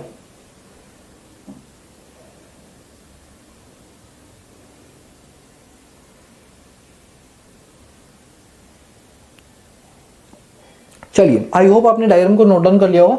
अच्छा एक चीज और बताऊं, ये इनिशियल लेवल पे मुझे समझाना था, बट जब रियलिटी में हम बनाएंगे ना कर्व्स, तो पता है क्या होगा, जो ये सी कर्व है ना, कंजम्पशन कर्व है, ये इसको इंटरेक्ट कर रहा होगा, इंटरसेक्ट कर रहा होगा। बट अभी आप कंजम्पशन कर्व को रब कर दो, कंजम्पशन कर्व मत बनाओ, क्योंकि ना थोड़ा सा आप अभी बिगनर हो, दिक्कत हो जाएगी आपको। अभी आप सिर्फ, क्योंकि हमारा एग्रीगेट सप्लाई का कंपोनेंट है, तो अब सेविंग कर्व और एएस कर्व बनाना सीखो, ठीक है। अब ध्यान देने वाली बात, वो ध्यान देने वाली बात क्या है, इसमें एक कॉन्सेप्ट आपका आएगा, वो कॉन्सेप्ट होगा डिस सेविंग का। ये वाला जो पॉइंट है ना, this point is called dissaving. Sir ऐसा क्यों कि इसको आपने डिस सेविंग बोला, इसलिए मैंने डिस सेविंग बोला बिकॉज इस पॉइंट पर -40 और -20 सेविंग्स नहीं हो रही है। हम सेविंग्स को निकाल के खर्चा कर रहे हैं, अपनी गुल्ला को तोड़कर अपनी गर्लफ्रेंड को घुमाने ले जा रहे हैं, इसलिए इस पॉइंट को नाम दिया गया डिस सेविंग्स का। बोलो समझ आया, ये वाला जो पॉइंट है ना, जो 0 से नीचे का है, that is called dissaving, ठीक है। यहां पर आपने एएस कर्व सीख लिया, तो अभी थोड़ी देर पहले हमने एग्रीगेट डिमांड कर्व सीखा और अब हमने एएस कर्व सीखा। तो यहां पर जो हमारा कॉन्सेप्ट है वो एग्रीगेट डिमांड और एग्रीगेट सप्लाई वाला, वो पूरा का पूरा कंप्लीट होता है। अब मैं साइड हो जाता हूं, अब पूरी स्लाइड को आराम से आप नोट डाउन कर लो, फिर हम बढ़ेंगे अपने नए क्वेश्चन की ओर, ठीक है। तो चलिए ये लो, तो देखो दोस्तों, अब क्या है कि जैसा हम जानते हैं हमारे चैप्टर का नाम इनकम एंड एम्प्लॉयमेंट है, ठीक है। तो एम्प्लॉयमेंट अलग चैप्टर है और इनकम एक अलग चैप्टर है। हम अभी जो पढ़ रहे हैं वो इनकम पढ़ रहे हैं, यानी पूरे चैप्टर में हमें जो बेस मानना है वो इनकम को मानना है, ठीक है। तो देखो मेरी बात को सुनो ध्यान से। तो यहां पर हम जो बेस मानेंगे वो किसको मान रहे हैं, हम इनकम को बेस मान रहे हैं, ठीक है। जब हम इनकम को बेस मानते हैं, एक बात बताओ, अगर मुझे कहीं से इनकम हो रही है तो मैं क्या क्या करूंगा उस इनकम से, या तो मैं उस पार्ट को सेव कर लूंगा या मैं उस पार्ट को कंज्यूम कर लूंगा। यानी इनकम से दो ही चीजें होती है, तो सेविंग्स होती है, कंजम्पशन होती है। तो यानी इनकम के हमारे पास दो पार्ट है, क्या क्या है बताओ। एक तो हमारे पास है सेविंग्स और एक है हमारे पास कंजम्पशन। तो ये लो सेविंग्स और फिर है हमारे पास कंजम्पशन। क्या होता है दोस्तों, जब हम सेविंग की बात करते हैं ना, तो सेविंग में दो टर्म्स आती हैं जिसको हम बोलते हैं सेविंग फंक्शन। तो जब हम सेविंग्स की बात करेंगे तो हम क्या बोलेंगे कि हम किसकी स्टडी करें, सेविंग फंक्शंस की। और सेविंग फंक्शन में दो चीजें आती हैं, एक आपका आता है मार्जिनल प्रोपेंसिटी टू सेविंग्स। क्या आता है, मार्जिनल प्रोपेंसिटी टू सेविंग्स। ये लो, जिसको हम शॉर्ट के अंदर पता है क्या बोलते हैं, MPS, ठीक है। फिर एक हमारे पास आता है average propensity to saving, average propensity to savings, ठीक है। इसको शॉर्ट के अंदर हम अपने पास नाम देते हैं APS। क्या नाम देते हैं, APS का नाम देते हैं, ठीक है। तो सेविंग फंक्शंस की जब हम बात करेंगे तो हम इन दोनों टॉपिक्स की बात करेंगे। और जब हम कंजम्पशन फंक्शन की बात करते हैं तो हमारे पास दो चीजें आती हैं। अगेन भाई, हमारे पास marginal propensity to consume, marginal propensity to consume, और एक आपका आता है marginal average propensity to consume, average propensity to consume, ठीक है। जिसको हम शॉर्ट के अंदर जानते हो क्या बोलते हैं, APC। क्या बोलते हैं, APC। और इसको शॉर्ट में बोलते हैं MPC, ठीक है। तो कंजम्पशन फंक्शन में हमें ये दो चीजें पढ़नी है। देखो क्या होता है, अभी मैं आपको इसका डिटेल बताऊंगा थोड़ी देर बाद, 2-3 मिनट बाद मैं इसकी डिटेल बताऊंगा, बट अभी थोड़ा सा एक ओवरव्यू दे देता हूं। देखो भाई, हम एक चीज जानते हैं कि जो भी हम इनकम कमाते हैं या तो हम उसको कंज्यूम कर लेते हैं या सेव कर लेते हैं, y = C+S। ये तो रामबाण इलाज है कि आपको जो भी अभी मैं क्वेश्चंस या फॉर्मुलेस कराऊंगा उन फॉर्मुले के अंदर ये चीज तो हर जगह लगेगी। तो इसलिए दिमाग में रट लो या टैटू छपा लो एक बार माथे में, y = C+S, क्योंकि ये जो चीज है ना ये बार बार रिपीट होगी। तो अपने दिमाग में बैठा, टैटू बनवाने का मतलब दिमाग में प्रिंट कर लो, तो मिटा ही ना पाओ, ठीक है। तो क्या होगा, उसके अंदर सेविंग आएगा और कंजम्पशन वाला पार्ट आएगा। तो जब हम बात करेंगे सेविंग की, अच्छा एक मिनट, कंजम्पशन वाले पार्ट को हम कंजम्पशन फंक्शन बोलते हैं। क्या बोलते हैं, कंजम्पशन फंक्शन बोलते हैं, ये बात याद रखना। तो क्या होगा, इसके अंदर ये जो चार टर्म्स हैं वो यूज की जाएंगे। तो एक काम करते हैं, हम सबसे पहले ना स्टार्ट करेंगे कंजम्पशन फंक्शन से, ठीक है। फिर जैसे हमारा कंजम्पशन फंक्शन हो जाएगा हम बात करेंगे अपने पास सेविंग फंक्शन की। किसकी बात करेंगे, सेविंग फंक्शन की। और अगर आपको ये दोनों फंक्शन समझ आ गए तो समझ जाओ कि चैप्टर आपकी ग्रिप में, और अगर नहीं समझ तो भूल जाओ चैप्टर, क्लास से देखना बंद कर दो, क्योंकि फिर आपको कुछ समझ नहीं आएगा। इसलिए अब मेरे अगले टॉपिक को जरा ध्यान से सुना, अभी साइड हो, नोट कर लेना जल्दी से, फिर हम स्टार्ट करेंगे इसके आगे का टॉपिक। तो चलिए अब हम बढ़ते हैं अपने अगले कॉन्सेप्ट की ओर, जो कि है कंजम्पशन फंक्शन। जनरली क्या होता है, स्टूडेंट इस वाले टॉपिक को स्किप कर देता है ये सोच के कि एग्जाम में इतना बड़ा थ्योरी का क्वेश्चन थोड़ी आएगा। मैं बता दूं, एग्जाम में सही बात है इतना बड़ा क्वेश्चन नहीं आएगा थ्योरी का, बट जो भी क्वेश्चन आएगा उसको समझने के लिए, उसको खुद अपनी लैंग्वेज में लिखने के लिए ये जान लेना बहुत जरूरी होता है कि डिटेल में कंजम्पशन फंक्शन क्या होती है। इसीलिए मैं आपको पूरा का पूरा कंजम्पशन फंक्शन कराऊंगा, कोई दिक्कत लेने वाली बात नहीं है। बस साथ बने रहना, वीडियो को टिल एंड तक देखना, सारी चीजें क्लियर हो जाएंगी। तो चलिए शुरू करते हैं, कंजम्पशन फंक्शन क्या होती है। देखो नाम से पता चल रहा है कंजम्पशन फंक्शन, कहीं ना कहीं इसमें बात कंजम्पशन यानी सी की बात चल रही है। दोस्तों एक बात बताओ, कंजम्पशन को इंसान कब करता है, या तो उसके पास इनकम हो या फिर उसके पास पड़ी हुई कोई सेविंग्स हो। अगर उसकी कोई इनकम नहीं है बावजूद इसके वो कंजम्पशन कर रहा है तो वो कहलाती है ऑटोनोमस कंजम्पशन। और यदि वो इंसान कोई अर्निंग कर रहा है उसके बाद अगर कोई कंजम्पशन कर रहा है तो वो उसकी नॉर्मल कहलाती है कंजम्पशन। अब इनकम में और कंजम्पशन में जो फ्लक्चुएशंस आप देखते रहते हो, इसी फंक्शनल रिलेशनशिप को कुछ और नहीं बल्कि कंजम्पशन फंक्शन कहा जाता है। अगर मैं आप लोगों से एक बात पूछूं, सिंपल सी लैंग्वेज है, अगर आप लोगों की इनकम बढ़ेगी तो आप कंजम्पशन पहले से ज्यादा करोगे या पहले से कम करोगे। तो आंसर है कि पहले से ज्यादा करेंगे, क्योंकि जब आपकी इनकम्स बढ़ती हैं आपकी डिजायर्स भी उसके अकॉर्डिंग बढ़ जाती हैं। जब डिजायर्स बढ़ेंगी तो उसकी विलिंगनेस को पूरा करने के लिए आप डिमांड करोगे, जब आप डिमांड करोगे तो अल्टीमेटली चीजों पर खर्चा करोगे, बोले तो कंजम्पशन करोगे। तो यानी जैसे जैसे एक इंसान की इनकम बढ़ती है वैसे वैसे जो आपका कंजम्पशन लेवल है वो बढ़ता है, और जैसे जैसे इंसान की इनकम कम होती रहती है उसका जो कंजम्पशन लेवल है वो भी अकॉर्डिंगली क्या होने लगता है, कम होने लगता है। दोनों में क्या है, एक डायरेक्ट रिलेशन है, और इसी डायरेक्ट रिलेशनशिप के फंक्शनल रिलेशनशिप को समझने के फंक्शन को बोलते हैं कंजम्पशन फंक्शन। तो देखो यही लिखा हुआ है कंजम्पशन फंक्शन, क्या लिखा हुआ है, it refer to the functional relationship between consumption and national income, कि कंजम्पशन में और नेशनल इनकम में जो फंक्शनल रिलेशनशिप है उस फंक्शनल रिलेशनशिप को कुछ और नहीं बल्कि कंजम्पशन फंक्शन कहा जाता है। अब इस बात को समझने के लिए हम एक स्केड्यूल उठाएंगे और उसका एक डायग्राम ड्रॉ करेंगे। ठीक है, देखिए स्केड्यूल मैंने वही उठाया जो अभी हमने पीछे से सेम चीज में जो कॉमन हमने शेड्यूल बनाया उसी को कंटिन्यू करूंगा हर जगह पर। इनकम 0, 100, 200, 300, 400 ये इनकम है। एक बात बताओ, जीरो लेवल ऑफ इनकम पे मैं 40 रुपए कंज्यूम कर पा रहा हूं, कहां से आया पैसा, इनकम जीरो फिर भी 40 खर्च कर पा रहा हूं। आप लोग कमेंट करके बताओ इसे क्या बोलते हैं। सही आंसर है ऑटोनोमस कंजम्पशन, जिसको सी बार से डिनोट करते हैं। किससे, सी बार से, बोलो समझ आए। तो ये ऑटोनोमस कंजम्पशन हो गए, बाकी ये सारे क्या है, कंजम्पशन है, क्योंकि यहां पर कुछ इनकम कमाई उसके अकॉर्डिंगली हमने क्या किया, कुछ खर्चा पानी किया है, समझ आए। अभी मैंने जब आपको एग्रीगेट डिमांड फंक्शन कराया था तो उसके अंदर मैंने आपको और एग्रीगेट सप्लाई फंक्शन एडी और एएस करवाया था। तो एएस में सी प्लस एस, सी यानी कंजम्पशन कर्व सिखाया था आपको, याद होगा कंजम्पशन कर्व ओरिजिन से नहीं बल्कि ऊपर से स्टार्ट होता है, और इनकम जो होता है वो सेविंग के बराबर होता है। तो जब आपकी लेवल ऑफ इनकम जीरो है तो सेविंग भी जीरो होगी, बोले तो इनकम भी जीरो होगी। तो यानी ये कहां से स्टार्ट होता है, ओरिजिन से। दोनों देखो एक दूसरे को इंटरसेक्ट कर रहे हैं। चलो अगर मैं आपसे एक चीज पूछूं तो आप मेरे क्वेश्चन के आंसर को ध्यान से सुनना। मैं इतने लेवल ऑफ इनकम की बात कर रहा हूं, ये वाला जो मेरा शेडेड एरिया है इसको क्या बोलते हैं, आप लोग जानते हो? ये जो मैंने शेडेड एरिया किया इसको क्या बोलते हैं? देखो अगर आप इतने पोर्शन की बात करोगे ना तो आप यहां पर देख पा रहे हो कि आपका इनकम इतनी है, और ये देखो ये है आपकी इनकम। आपकी इनकम लेट सपोज ये 100 रुपए है, बट इसी लेवल पे आपका जो कंजम्पशन है वो कितना हो रहा है, कंजम्पशन आपका 500 रुपए हो रहा है। ये आपका जो कंजम्पशन है ये कितना हो रहा है, 500 हो रहा है। तो आप एक बात बताओ, इनकम कम है और कंजम्पशन ज्यादा है, तो ऐसे में जो हमारी सेविंग्स है उससे पैसा निकाला जा रहा होगा। मैंने आपको बताया था कि अगर मैं 100 रुपए कमा रहा हूं और 500 रुपए खर्च कर रहा हूं तो 100 रुपए जो कमाए वो खर्च किए और 400 रुपए कहां से किए, गुल्लक में से पैसे निकाल लिए। क्या गुल्लक से पैसे निकालना सेविंग होती है? नहीं, वो होती है डिस सेविंग। तो ये जो पूरा पोर्शन आप देख पा रहे हो, इस पूरे पोर्शन को हम नाम देते हैं किसका, डिस सेविंग का। किसका नाम देते हैं, डिस सेविंग का नाम देते हैं। बोलो ये चीज क्लियर हुई? हाँ जी सर बिल्कुल क्लियर हुई, क्योंकि इस वाले लेवल पर हमारी जो इनकम का लेवल है वो कम है और कंजम्पशन का लेवल क्या है, ज्यादा है, तो इसे बोलते हैं डिस सेविंग। बट अगर हम बात करें इस वाले पॉइंट की, ये वाला जो आप पॉइंट देख पा रहे हो, तो यहां पर आप देख रहे हो कि जो आपका इनकम की लाइन है ना, ये देखो वाई, और जो सी है वो नीचे है, वाई ऊपर है सी नीचे है, तो यहां से आपकी सेविंग्स होना शुरू हो जाती है। सेविंग्स क्यों होना शुरू हो जाती है? बिकॉज इस वाले पॉइंट पर आप जितना कमाते हो उससे कम खर्च करते हो, तो बचा पार्ट आप सेव कर लेते हो, समझ आया। और ये वाला जो पॉइंट होता है इस पॉइंट को हम बोलते हैं ब्रेक इवन पॉइंट। क्या बोलते हैं, ब्रेक इवन पॉइंट, क्योंकि यहां पर इनकम और कंजम्पशन दोनों के दोनों क्या होता है, इक्वल होता है। बताओ यहां तक कि आपको कहानी समझ आई? जी हाँ बिल्कुल सर, हमें ये बात समझ आ गई है। ठीक है, अब जो हमने कर्व बनाया इसके बेस पर हम कुछ पॉइंट्स निकालते हैं इंपॉर्टेंट। वो क्या पॉइंट्स है? सबसे पहला पॉइंट है स्टार्टिंग फ्रॉम कंजम्पशन कर्व, क्योंकि अभी हम कंजम्पशन फंक्शन की बात करें तो सारा फोकस हमारा कंजम्पशन पे होगा, फिर जब हम सेविंग फंक्शन की बात करेंगे तो सारा फोकस सेविंग्स पर होगा। ठीक है, तो फिलहाल अभी फोकस किस पे करना है, बोलो कंजम्पशन पे करना है। लिखा हुआ starting point of consumption curve. Consumption curve का जो स्टार्टिंग पॉइंट है ये रहा सी। सी का स्टार्टिंग पॉइंट ओरिजिन है? नहीं सर, वो तो ऊपर से स्टार्ट हो रहा है। वही लिखा है it starts from Y axis, और ये कौन सा एक्सिस है, वाई एक्सिस।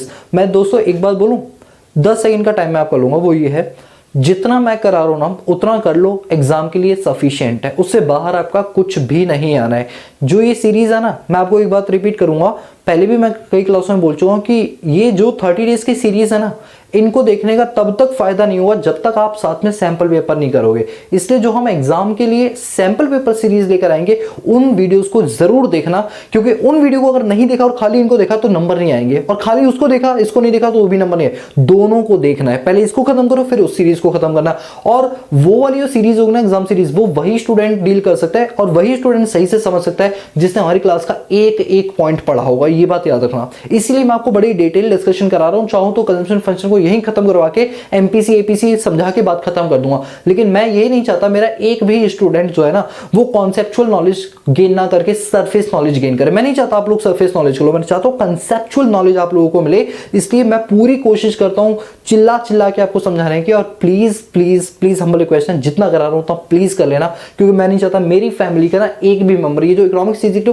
फैमिली मेंबर्स है ना, इसमें एक भी बच्चे की कम नंबर है, मैं बिल्कुल भी नहीं चाहता। ये पूरी मेहनत सिर्फ आप सभी लोगों के लिए है, ठीक है। देखते हैं कौन मेरे साथ मेहनत करने के लिए राजी है, ठीक है। आओ यहां पर ये कर्व अगर आपको समझ आए तो आपको ये समझ आए कि जो कंजम्पशन फंक्शन है वो ओरिजिन से स्टार्ट नहीं होता है। क्यों नहीं होता है वो सुनो, it starts from the Y axis, ये वाई एक्सिस से स्टार्ट होता है। और ये वाला जो पार्ट है आप ध्यान देना, ये जो पार्ट आप देख पा रहे हो ना, ये इतना पार्ट बताओ इसे क्या बोलते हैं? इसे बोलते हैं ऑटोनोमस कंजम्पशन, सी बार। क्योंकि यहां पर देखो इतने पॉइंट तक मेरी कोई लेवल ऑफ इनकम नहीं है, स्टिल मैं कंजम्पशन कर रहा हूं। देखो इनकम का लेवल जीरो है, देखो ये इनकम लाइन है ना, इनकम जीरो है, स्टिल मैं कंज्यूम कर पा रहा हूं। तो ये जो मैंने कंजम्पशन किया ये क्या है? मेरी ऑटोनोमस कंजम्पशन है। और उसके बाद जो यहां वाली ये कंजम्पशन है, दिस इज नॉर्मल सी, बोलो तो कंजम्पशन जो हमारी होनी चाहिए। समझ आई बात? Yes sir. तो वही लिखा हुआ है कि जो हमारा कंजम्पशन कर्व है वो कहां से स्टार्ट हुआ है? वाई एक्सिस से स्टार्ट हुआ है। Second point, slope of consumption curve. ये बताने से पहले आप मुझे बताओ, इनकम बढ़ रही है? Yes sir. कंजम्पशन बढ़ रहा है? Yes sir. कैसे रिलेशन? Direct relation. हमने पंडितगिरी सीखी थी, डायरेक्ट रिलेशन होता है। तो बताओ भविष्य क्या होगा इसका? Upward sloping. क्या होगा बोलो? Upward sloping. तो वही लिखा हुआ है slope of consumption curve, it is positively slope. अच्छा, अपवर्ड स्लोपिंग बोलो या पॉजिटिवली स्लोप बोलो, एक बात है, आप कॉपी में लिख सकते हो पॉजिटिवली स्लोप के ब्रैकेट में अपवर्ड स्लोपिंग, कोई दिक्कत नहीं। Due to direct relationship between Y and C, बोलो तो इनकम और कंजम्पशन में दोनों में कैसा रिलेशन होता है? डायरेक्ट रिलेशन होता है, ठीक है। फिर क्या बोल रखा है? फिर कह रहा है कि अगर आपकी इनकम कम है और कंजम्पशन ज्यादा है, अगर आपकी इनकम कम है और कंजम्पशन ज्यादा है तो ऐसे में डिसेविंग होगी। आप देखो ये वाला जो पॉइंट है डिस सेविंग का, आप इसमें देख रहे हो इनकम, ये इनकम लाइन है, इनकम कम है और देखो उसके ऊपर कहां से स्टार्ट हो रहा है? कंजम्पशन कर्व हो रहा है। तो आप यहां पर देखो कि ये इनकम कम है और कंजम्पशन ज्यादा है, और यही पॉइंट कह रहा है कि इनकम कम है और कंजम्पशन ज्यादा है, तो ये पूरा पोर्शन क्या कहलाता है? डिस सेविंग का कहलाता है। जहां पर इनकम और कंजम्पशन दोनों बराबर होता है वो ब्रेक इवन पॉइंट कहलाता है। और ये वाला y equal to C, equilibrium point, जिसको हम ब्रेक इवन पॉइंट कहते हैं। और अगला पॉइंट है यहां पर आप देखो कंजम्पशन कम है और हमारी इनकम क्या है? ज्यादा है, तो इसको क्या बोलते हैं? सेविंग। तो वही लिखा हुआ है y is greater than C, it means ये सेविंग को डिनोट कर रहा है। समझ रहा है? हर उस बच्चे के लिए पॉइंट इजी है जिसने बड़े ही कॉन्सेप्चुअली चीज को समझा हुआ है। यहां तक की चीज क्लियर है? बढ़ सकता हूँ? आप लोग बोलोगे तो ही बढ़ूंगा, वरना नहीं बढ़ने वाला। यस सर, बिल्कुल बढ़ो, हमें समझ आ गया। चलो ठीक है, अब हम बात करते हैं अपने पास कंजम्पशन फंक्शन में प्रोपेंसिटी टू कंज्यूम। दोस्तों मैं बता दूं प्रोपेंसिटी टू कंज्यूम का मतलब क्या होता है, उसके बाद देखेंगे एपीसी एमपीसी क्या ये ड्रामेबाजी है। पहले ये समझो प्रोपेंसिटी टू कंज्यूम क्या होता है। देखो प्रोपेंसिटी का मतलब होता है रेशियो, आप लोग लिख लो अपनी कॉपी में, प्रोपेंसिटी का मतलब रेशियो टू कंज्यूम। एक बात बताऊं मैं आपको, चैप्टर का नाम क्या बताओ? देखो आपकी बुकों के अंदर ना इसकी 3 यूनिट्स दे रखी है, aggregate demand and related concepts, investment multiplier.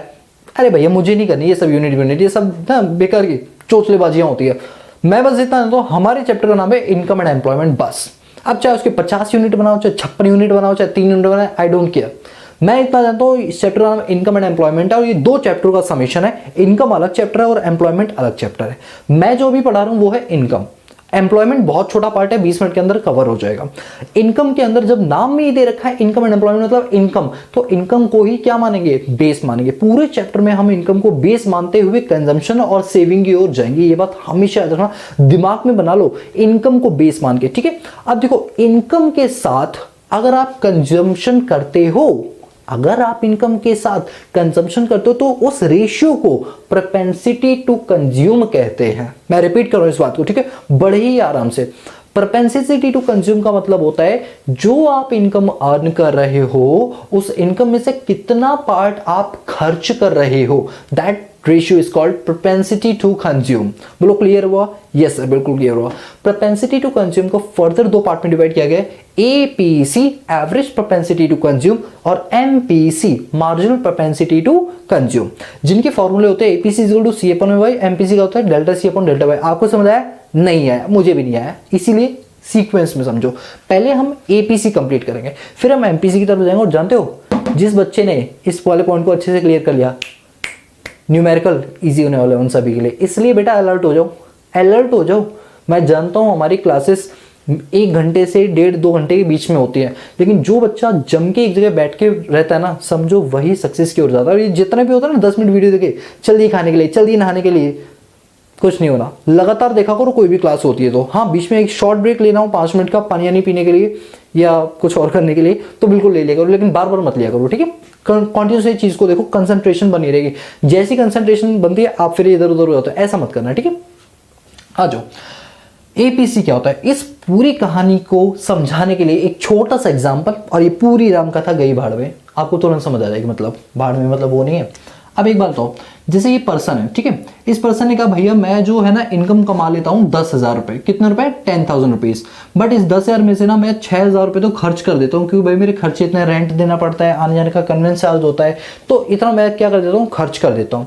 तो हमने कहा बहुत अच्छी बात है। इसका मतलब अभी हमें ये आइडेंटिफाई करना है कि जो व्यक्ति है ना, ये अपनी इनकम का कितना पोर्शन, ये व्यक्ति अपनी इनकम का कितना पोर्शन खर्च कर देता है, that is called APC, that is called APC. मतलब पता नहीं क्यों आप लोग हवा बना देते हो। मैंने बस सिंपल सा बोला कि भैया ये बंदा 6,000 रुपए खर्च करता है और 10,000 रुपए कमाता है, तो इसके रेशियो निकल गए 0.6।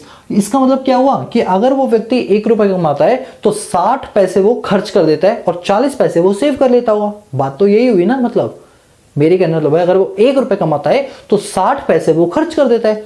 अब अकॉर्डिंगली अगर वो 10,000 कमाता है तो 10,000 इंटू 0.6 कर दो तो 6,000 रुपए वो क्या कर देता है, वो कंज्यूम कर देता हुआ। बात समझ आई। और इसी रेशियो को 6,000 10,000 की रेशियो को बोलता है एपीसी। और जानते हो ये हमने कैसे निकाला है? ये 6,000 क्या है, कंजम्पशन सी, और 10,000 क्या है, इनकम, जिसको वाई बोलते हैं। और यही ले देके इतना बड़ा फॉर्मूला, सर एपीसी का फॉर्मूला होता है सी अपॉन में वाई। सर इसमें तो फॉर्मूला याद करने पड़ते हैं। अबे नालायक को, ये कोई फॉर्मूला है क्या? अबे इसके सामने नेशनल इनकम तो कुछ भी नहीं है। आप लोगों ने नेशनल इनकम जैसा हुआ 6 दिन के अंदर पूरा निपटा दिया, आपकी अपनी मेहनत की वजह से। भैया आपने मेहनत की इसलिए वो निपट गया, उसके सामने ये क्या फॉर्मूला, ये बताओ। नेशनल में इतने बड़े बड़े फॉर्मूले आपने याद कर लिए, इतनी बड़ी बड़ी तामझाम आपसे हो गई, तो एपीसी जैसे यार ये चिंदी चोर है, चिंदी चोर। ऐसे आएंगे 36 और 36 जाएंगे, ठीक है। आप लोगों को क्या एटीट्यूड रखना है, आ जा तू, तेरे ऐसा फॉर्मूला तो मेरे यहाँ पर ना झाड़ू साफ करता है। ये एटीट्यूड होना चाहिए फॉर्मूलों के साथ। इनकी कोई औकात नहीं है, इन्हें हम बढ़ा लेते हैं। ये तो हमारे लिए फॉर्मूला यार याद करना है। ओ नहीं नहीं, एटीट्यूड ऐसा। अबे तू फॉर्मूला है, अबे शुरू होने से पहले तो खत्म हो गया। आया बड़ा फॉर्मूला होते हैं नेशनल इनकम वाले, है तो वो भी नहीं हमारे लिए। आई बात समझ, ये एटीट्यूड रखो अपना। तो एपीसी का फॉर्मूला बोलूं नहीं, एपीसी का काम चलाओ फॉर्मूला क्या है, सी अपॉन वाई, बस खत्म बात। कंजम्पशन का इनकम के साथ क्या रेशियो है, दैट इज कॉल्ड एपीसी। आपने इतना कमाया, इतना खर्च कर दिया, इस रेशियो को बोलता है एपीसी। इतना कमाओगे, इतना खर्च करोगे, उसको बोलते हैं एपीसी। बस बात खत्म। आ जाओ पढ़ो जरा। अब देखना इस बात को कितना लंबा चौड़ा करके लिखा हो। देखो, it refer to the ratio of consumption expenditure to the corresponding level of income. हाय राम, समझ नहीं आया आपको? आया? चलो मेरे साथ पढ़ो। ये रेफर करता है उस रेशियो को जो कंजम्पशन और उसके कॉरस्पॉन्डिंग इनकम को दर्शाता है। अबे सीधा बोलना, 10,000 कमाता है, 6,000 खर्च करता है, इस रेशियो को एपीसी बोलते हैं। इतना घुमा फिरा के बोला, बच्चा वैसे ही डर जाता है, कहता है चैप्टर ही नहीं करना। समझ आया? फॉर्मूला क्या है, APC equal to C upon में वाई। सॉरी, चिन्नी फॉर्मूला क्या है, सी अपॉन वाई। हम तो भैया ये बोलेंगे। अब इसकी कुछ बातें हैं, वो क्या है? अगर आपका कंजम्पशन ज्यादा है इनकम से तो आपका एपीसी मोर देन 1 आएगा। एक बार करके देखिए, क्या पता झूठ बोल रहा हूं।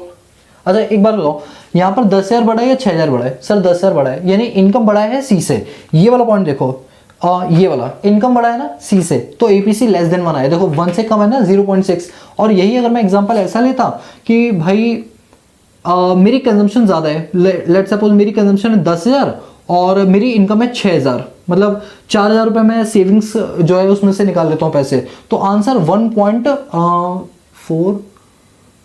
1.6 आता, यानी मोर देन 1। यानी वही बात है ना कि अगर कंजम्पशन बड़ा है तो एपीसी मोर देन 1 आएगा, कंजम्पशन छोटा इनकम से तो एपीसी लेस देन 1 आएगा, और कंजम्पशन इनकम दोनों बराबर है तो एपीसी इज इक्वल टू 1 आ जाएगा। बोलो यहां तक की बात समझ आई? यस सर, बिल्कुल समझ आ गई, कोई इसमें दिक्कत वाली बात ही नहीं थी। हम तो बेकार में इसको इतना बड़ा मान के चल रहे थे, वो तो है ही भाई। इसीलिए कहता हूँ इकोनॉमिक्स ईजी है, इकोनॉमिक्स ईजी है। जब भी आपको इकोनॉमिक्स से डर लगे, नारा लगाया करो, इकोनॉमिक्स ईजी है, इकोनॉमिक्स ईजी है, ठीक है, अपने आप ईजी हो जाएगी। पढ़ना पड़ेगा, ऐसी नहीं हो जाएगी इजी। एपीसी पर आओ। अच्छा एक बात बताओ, एपीसी कभी 0 हो सकता है? सर हाँ, हो सकता था जब कंजम्पशन 0। लेकिन आपको एक बात बताऊं, इनकम 0 होते हुए भी हम कंजम्पशन करते हैं। बच्चा जब पैदा होता है ना, तब से खर्चा करना शुरू करता है, और कब बंद करता है जानते हो? शादी पे नहीं वो बंद करता है, वो मर जाता है तभी खर्चा बंद होता है। इंसान जब पैदा होता है तो खर्चा करता है और मरते दम तक खर्चा ही करता रहता है, चाहे वो ढेले भर की कोई कमाई ना करे, खर्चा तो उसका होता ही होता है। उसके रहने के लिए कुछ चीज़ें तो बिल्कुल ज़रूरी होती हैं। तो वही कहा गया है कि जब हमारा कंजम्पशन होना ही होना है, चाहे इनकम हो या ना हो, तो एपीसी क्या कभी जीरो हो सकता है? दिमाग से सोचो, नहीं हो सकता। इस वाले शेड्यूल में देखो, हमारी इनकम जीरो है, स्टिल हम 40 रुपए खर्च करें। अरे आप अपना एग्जाम्पल लो ना, इतने सालों से क्या आपने कोई कमाई की? अरे कंचक वंचक छोड़ दो, ठीक है, क्या कोई कमाई की? नहीं की। तो क्या आप ड्रेस वगैरह नहीं पहन रहे हो? क्या मोबाइल वोबाइल नहीं है आपके पास? है। तो ये क्या है? Autonomous consumption. जब फिर भी आप कंज्यूम कर रहे हो तो क्या एपीसी यानी एवरेज प्रोपेंसिटी टू कंज्यूम कभी जीरो हो सकता है? The answer is no. वही लिखा हुआ है, APC never be zero because zero level of income पर भी कंजम्पशन होती है और उसको क्या बोलते हैं? Autonomous consumption. क्या बोलते हैं? ऑटोनोमस कंजम्पशन बोलते हैं। बोलो यहां तक की बात समझ आई? यस सर, बिल्कुल समझ आई। अब अगला कॉन्सेप्ट आता है मार्जिनल प्रोपेंसिटी टू कंज्यूम। दोस्तों मार्जिनल का मतलब आप क्लास 11 से पढ़ते आ रहे हो, एडिशनल यूनिट। लिखो, अभी के अभी लिखो, मार्जिनल का मतलब होता है एडिशनल यूनिट। बाद में भूल जाओगे भाई, रुक जाओ, आगे मत देखो, पहले लिखो। लिखते नहीं हो यार तुम लोग। चलो, मार्जिनल मतलब यार फिर तुमने नहीं लिखा यार, लिख लो यार। मार्जिनल प्रोपेंसिटी टू कंज्यूम मतलब मार्जिनल मतलब होता है एडिशनल यूनिट, ठीक है। जब हम एडिशनल इनकम कमाते हैं, तो हमारी कंजम्पशन में कितना चेंज आया, that ratio is none other than it is called MPC, ठीक है।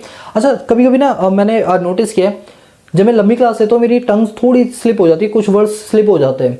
तो वो क्या होता है ना कि थोड़ा पानी वानी मैं कम पी पाता हूँ वीडियो के बीच में, और वीडियो लंबी होती है, लेंथ लंबी होती है, तो पढ़ाते पढ़ाते काफ़ी टाइम होता है। हमारे ऑफलाइन बैचेस भी होते हैं तो बोलना बहुत पड़ता है भाई उसमें, और फिर हमारे अकाउंट्स की भी क्लास चलती है तो बोलना बहुत पड़ता है। तो यार मुँह सूख जाता है बहुत जल्दी जल्दी, तो इसलिए थोड़ी सी टंग स्लिप हो जाती है, उसको थोड़ा सा इग्नोर मारना, बाकी ऐसा कुछ भी नहीं, ठीक है। तो अब जानते हो यार, तुम मेरी फैमिली के मेंबर हो, तुम हर बात समझते हो, ऐसी बात नहीं है मुझे बताना पड़ेगा, तुम हर बात समझते हो, अच्छे बच्चे हो।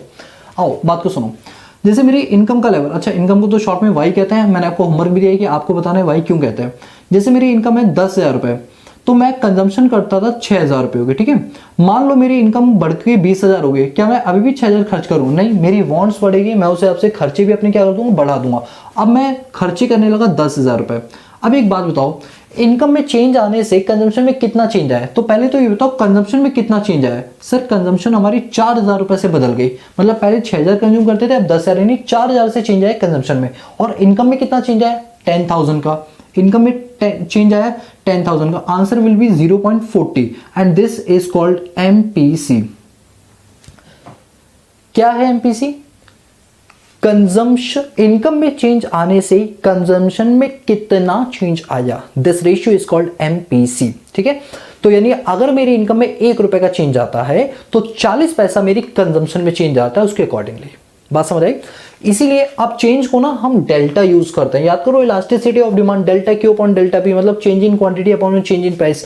तो हम यहाँ पर ये जो 4,000 निकाला, ये क्या है? कंजम्पशन में डिफरेंस, तो इसे बोलते हैं डेल्टा सी। और ये इनकम में डिफरेंस, इसे बोलते हैं delta Y. MPC is equal to delta C upon में डेल्टा वाई। बोलो क्लियर हुआ? यानी इनकम में कितना चेंज आया जिसकी वजह से कंजम्पशन में भी उसका चेंज दिखाई दिया, दैट इज कॉल्ड एमपीसी, ठीक है। अच्छा सर, एपीसी और एमपीसी में फिर डिफरेंस क्या है? दोस्तों एपीसी ये चेंज की बात नहीं करता था, एपीसी बोलता था इतनी इनकम तो इतना कंजम्पशन, उस रेशियो बोलते थे एपीसी। बट एमपीसी बोलता है अगर इनकम में चेंज आया तो कंजम्पशन में कितना चेंज आएगा, ये कौन बोलता है? एमपीसी बोलता है। यही दोनों में डिफरेंस है, ठीक है। तो वही लिखा, it refer to the ratio of change in consumption expenditure to the corresponding change in level of income, कि लेवल ऑफ इनकम में चेंज आने से कॉरस्पॉन्डिंगली कंजम्पशन में कितना चेंज है, उस रेशियो को बोलता है एमपीसी। मिनिमम वैल्यू एमपीसी की 0 होती है। दोस्तों यहां से एमसीक्यू के क्वेश्चन बहुत आते हैं। मैक्सिमम वैल्यू 1 होती है।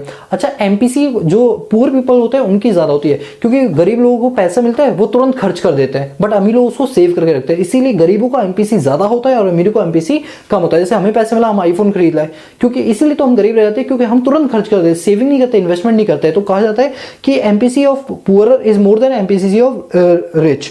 एमपीसी, क्योंकि क्या होता है ना कि जो गरीब लोग होते हैं उनको जैसे ही पैसा मिलता है, क्योंकि उन्हें देखो इतना दिमाग नहीं होता। अगर हम अपने भी लोगों की बात करें, अगर मान लो हमें कहीं से इनकम मिली तो हम सबसे पहले क्या करते हैं? आईफोन खरीद लाते हैं। पता नहीं क्यों ऐसा होता है कि जनरली गर्ल्स और बॉयज के अंदर एक थिंकिंग है, आईफोन है तो हमारा स्टेटस सिंबल बढ़ता है। दोस्तों स्टेटस सिंबल, मुझे मेरी मम्मी ने एक बात बहुत अच्छी समझाई थी कि कभी भी अपनी वैल्यू किसी गुड्स की वैल्यू से मत आंको। मतलब ये उन्होंने कहा कि अगर आपके अंदर एक टैलेंट है तो आपके पास कोई भी चीज़ होगी और फटे कपड़े भी होंगे ना, तो भी लोग आपकी इज्जत करेंगे, आपकी वैल्यू देंगे, आपको वैल्यू देंगे। लेकिन अगर आपकी कोई वैल्यू नहीं है बट आप आईफोन लेकर घूम रहे हो तो बेटा वो आईफोन भी तुम्हारे लिए चोरी का ही लगे, पता नहीं कहाँ से चोरी करके लाए, इसकी तो खुद की भी औकात तो है नहीं और आईफोन लेकर घूम रहे हैं।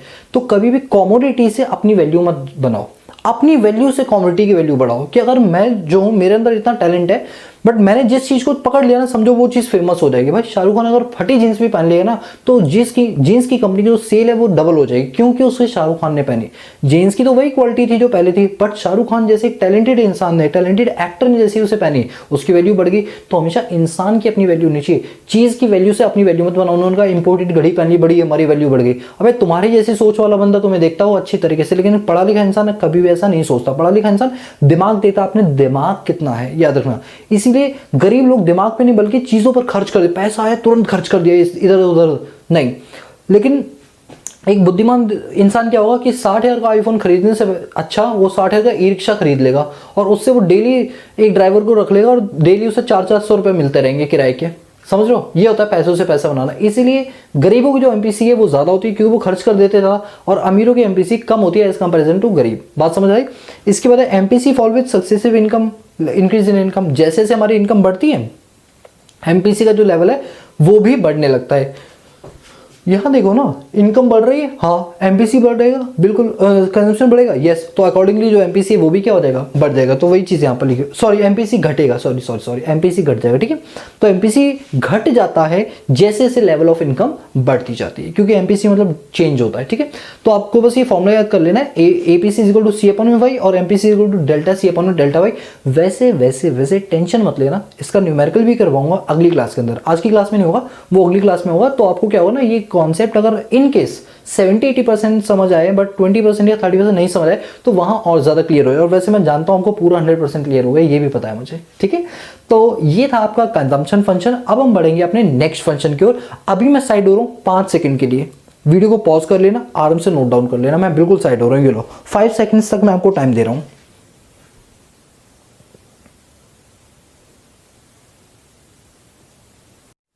तो चलिए अब हम बढ़ते हैं अपने सेविंग फंक्शंस की ओर। दोस्तों अभी जैसा हमने कंजम्पशन फंक्शन पढ़ा, जस्ट इसका अपोजिट कर दोगे तो वो सेविंग फंक्शन बन जाएगा। अब देखो सेविंग फंक्शन क्या होता है कि आप कितनी इनकम कमा रहे हो और उस इनकम से आप कितना पार्ट जो है वो सेव करते हो। ऐसे रिलेशनशिप को या ऐसे फंडामेंटल रिलेशनशिप को हम नाम दे देते हैं सेविंग्स फंक्शन। वही बात लिखी हुई है कि it refer to the functional relationship between saving and national income, की नेशनल इनकम कितनी है और उसमें से कितना पार्ट हम सेव कर रहे हैं, उसके बीच का जो फंक्शनल रिलेशनशिप है that is called saving function. बोलो यहां तक की चीज क्लियर है? यस सर, बिल्कुल क्लियर है।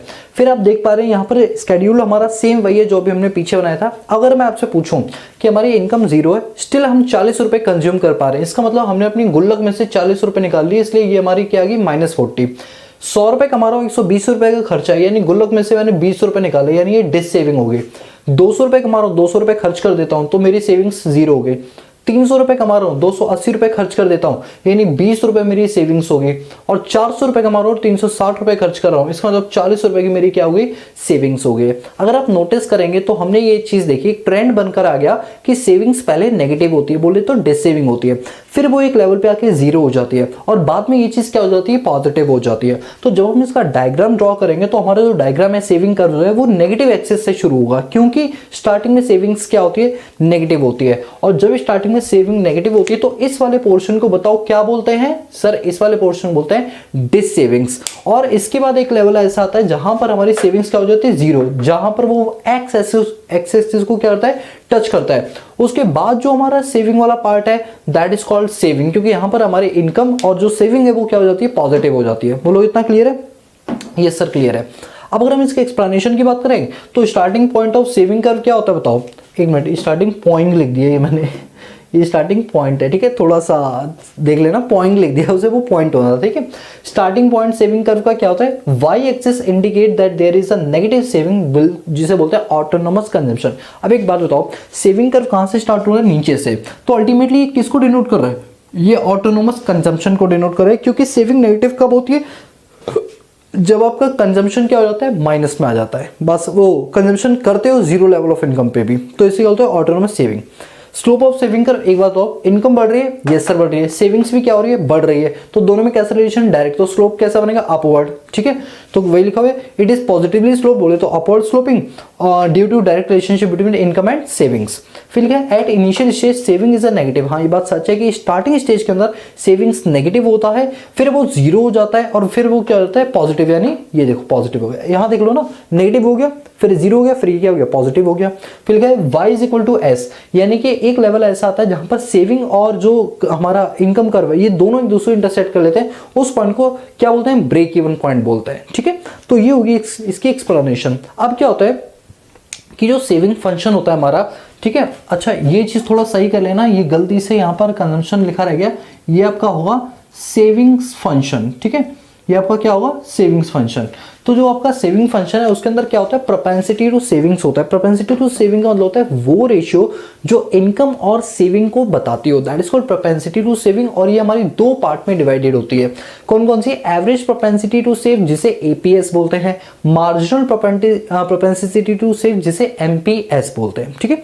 अब मेरी बात को ध्यान से सुनो, मेरी इनकम का लेवल है 10,000 रुपए, जिसमें से मैं कंज्यूम करता हूँ 6,000 रुपए, तो आप लोग बता सकते हो सेविंग कितनी करता हूँ सर। ऑब्वियस सी बात है, हम जानते हैं y is equal to C plus S होता है, तो s is equal to Y minus C होगा। 10,000 रुपए कमा रहा हूँ, 6,000 रुपए खर्च कर दे रहा हूँ, तो 4,000 रुपए मेरी क्या हो जाएगी, सेविंग हो जाएगी। अब मैं ये जानना चाह रहा हूँ कि मैंने जो 4,000 रुपए बचाए हैं वो कितनी इनकम से बचाए हैं, 10,000 रुपए की इनकम से बचाए। इसका मतलब 0.4, मतलब ये हुआ कि अगर मैं 1 रुपए कमाता हूं तो उसमें 40 पैसा मैं सेव कर देता हूं। अगर मैं 1 रुपए कमाता हूं तो 40 पैसा मैं क्या कर देता हूं, सेव कर देता हूं। इस रेशियो को हम नाम देते हैं एपीएस। क्या नाम देते हैं, एपीएस। और आप फॉर्मूला देखेंगे तो 4,000 हमारी सेविंग्स थी और 10,000 रुपए हमारी क्या थी, इनकम थी। तो फॉर्मूला बन गया APS is equal to S upon में वाई, ये रहा APS is equal to S upon में वाई। बोलो क्लियर है, ये सर क्लियर है। तो वही एपीएस की डेफिनेशन लिखी हुई, it refer to the ratio of saving level. ये क्या होती है, सेविंग लेवल बताती है to the corresponding level of income. हर लेवल ऑफ इनकम पे कितनी कितनी सेविंग्स है, दैट इज कॉल्ड एपीएस, ठीक है। APS can never be 1। अच्छा, एपीएस 1 क्यों नहीं होता, रीजन जानते हो उसके पीछे क्या है। क्या कभी ऐसा होगा कि एक इंसान 10,000 रुपए कमाएगा और पूरे के 10,000 रुपए वो सेव भी कर लेगा, क्या ये पॉसिबल है practically? The answer is no. क्योंकि हम जितना भी कमाते हैं, हम कितना भी सोच लेना कि हमें खर्चा नहीं करना, फिर भी कुछ इनिशियल्स खर्चे होते हैं जो अपनी लाइवलीहुड को चलाने के लिए बहुत जरूरी होता है। मैं कहता हूँ मैं पूरे महीने 10,000 रुपए कमाता हूँ और मैं 1 रुपए भी खर्च नहीं करूंगा, तो खाना पीना कहाँ मैं खा रहा हूँ बताओ, गुरुद्वारा के बंगला साहिब में जाके खा रहा हूँ? नहीं दोस्तों, कुछ इनिशियल लेवल पे खर्चे एक आधे 10-20 रुपए तो मुझे महीने के करीब लेने होते हैं, वैसे तो इससे ज्यादा ही हो जाता है। यानी खर्चे तो होते ही होते हैं। जब खर्चे होते हैं तो इसका मतलब पूरी एंटायर जो सेविंग है, वो इनकम है, वो पूरी सेव नहीं होती। अगर पूरी सेव हम कर लेते तो हमारा एपीएस क्या आ जाता, 1 आ जाता, जो प्रैक्टिकली पॉसिबल ही नहीं है, ठीक है। तो वही लिखा हुआ है एपीएस कैन नेवर बी 1 और मोर देन 1। अच्छा, एक से ज्यादा एपीएस हो सकता है, जानते हो एक से ज्यादा का मतलब क्या है, कि इनकम 1 रुपए की और मैं गुल्लक में 2 रुपए डालता हूं, क्या ऐसा होता है? नहीं होता। हाँ, 1 रुपए हो सकता है, कहीं से चोरी कर लियो, पड़े मिल गए। दोस्तों, ऐसी इनकम हम अपने इसमें शामिल नहीं करते, ये बात याद रखना। फिर हमारा एपीएस कैन बी 0। हाँ, एपीएस 0 हो सकता है, क्योंकि मान लो कभी किसी टाइम हमने जो इनकम कमाई वो पूरी खर्च हो गई। क्या ऐसा कोई महीना होता है कि अगर आपको कुछ इनकम हुई और पूरी खर्च हो गई, सेविंग्स तो ना हो पाई? हाँ, ऐसा बिल्कुल होता है सर। तो हाँ, एपीएस जो है वो 0 हो सकता है। एपीएस कैन बी नेगेटिव, ये बताने की बात नहीं है, क्योंकि आप यहाँ देख सकते हैं सेविंग्स नेगेटिव है, तो ऑब्वियस ही बात है जब हम यहाँ पर एपीएस निकालेंगे तो वो भी क्या आएगा, नेगेटिव आएगा। इवन एपीएस 0 भी आएगा, एपीएस 1 से नीचे आएगा, मतलब ये 3 स्टेज होती है। तो एपीएस कैन बी नेगेटिव और less than 1, but equal to 1 या मोर देन 1 नहीं होता। APS rise with rise in income, जैसे जैसे हमारी लेवल ऑफ इनकम बढ़ती है, आप देख सकते हैं इनकम जो सेविंग्स है वो भी बढ़ रही है, ठीक है। ये नेगेटिव भी है तो नेगेटिव में भी बढ़ रहा है, ये बात याद रखना, ठीक है। तो ये हो गया। अब बात करते हैं एमपीएस की। ये एमपीएस क्या होता है? तो देखो, एमपीएस और एपीएस को ना कॉमन मत ले लेना, ये दोनों की दोनों डिफरेंट चीजें हैं। कैसे? जैसे मैंने आपको बोला कि अगर मेरी लेवल ऑफ इनकम 10,000 है, तब मैं खर्चा करता हूँ 6,000 का, तो सेविंग होती है 4,000 रुपए की। अब मेरी लेवल ऑफ इनकम बढ़ के होगी 20,000 रुपए, तो बताओ जब मेरी इनकम बढ़ेगी तो मेरा जो खर्चों का लेवल है वो भी बढ़ेगा ना, क्योंकि मेरी डिजायर्स होगी वो बढ़ेंगी, तो मैं डिमांड ज्यादा करूँ मतलब खर्चे ज्यादा करूँ। और जब मैं खर्चे ज्यादा करूँगा तो लेट सपोज मैंने खर्चे कर दिए 10,000 रुपए के। अब ये बताओ मेरी सेविंग्स कितनी होगी? 20,000 में से 10,000 खर्च कर दिए तो सेविंग भी कितने की होगी? 10,000 रुपीज की होगी। कितने की होगी? 10,000 रुपीज की होगी। तो ये बताओ इनकम में कितना चेंज आया? सर इनकम में दोनों में चेंज आया 10,000 रुपये का, और हम इनकम को बेस बनाते हैं। क्यों? क्योंकि हमारे चैप्टर का नाम इनकम एंड एम्प्लॉयमेंट, मतलब इनकम है तो इनकम हमेशा बेस में रहेगा, मतलब डिनोमिनेटर में रहेगा। यानी चेंज इन इनकम कितना है 10,000, और सेविंग्स में कितना चेंज है 6,000 रुपये का। सेविंग्स में कितना चेंज है 6,000 रुपये का, तो आंसर है 0.6। तो एमपीएस कितना आ गया 0.6। यानी कि अगर मेरी इनकम में 1 रुपये का चेंज आता है तो मेरी सेविंग्स में 60 पैसे का चेंज आता है। बात समझ आई? तो बात याद रखना कि ये जो हमने यहाँ पर लिखा है 6,000, ये डेल्टा एस है, डेल्टा सेविंग्स, और ये जो मैंने लिखा है ये डेल्टा वाई है। कि सेविंग्स में कितना चेंज आया दैट इज 6,000, इनकम में कितना चेंज आया दैट इज 10,000, और इसी के रेशियो को हम क्या बोल देते हैं एमपीएस बोल देते हैं। बोलो बात समझ आई? तो वही लिखा हुआ है एमपीएस क्या होता है, MPS is equal to delta S upon में delta Y, it refer to the ratio of change in saving to the corresponding change in level of income. Clear? If entire additional income is saved MPS is equal to 1। अगर मान लो हमने पूरी की पूरी income save कर ली है तो उस केस में एमपीएस हमेशा 1 के बराबर होता है। दोस्तों ये जो छोटे छोटे पॉइंट्स है ना, ये आपके एमसीक्यू के लिए बहुत ज्यादा इंपॉर्टेंट है, क्योंकि अब नए पैटर्न के अंदर 20 एमसीक्यूज पूछे जाएंगे। वैसे भी कोई फिक्स नहीं है, क्योंकि सीबीएसई बार बार हर टाइम कुछ ना कुछ पैटर्न में चेंज ला रहा है। तो अब क्या होगा वो तो मुझे भी नहीं पता, आपको भी नहीं पता, जो वेबसाइट रिलीज करेगी तब पता चलेगा। बट हाँ, अभी ऐसा कहा जा रहा है कि हाँ भाई सीबीएसई जो है इस बार 20 एमसीक्यूज तो मिनिमम देने ही वाला है, जिससे आपका पेपर और भी ज्यादा सिंपल हो जाए। ठीक है, तो ये बातें आप याद कर लेना।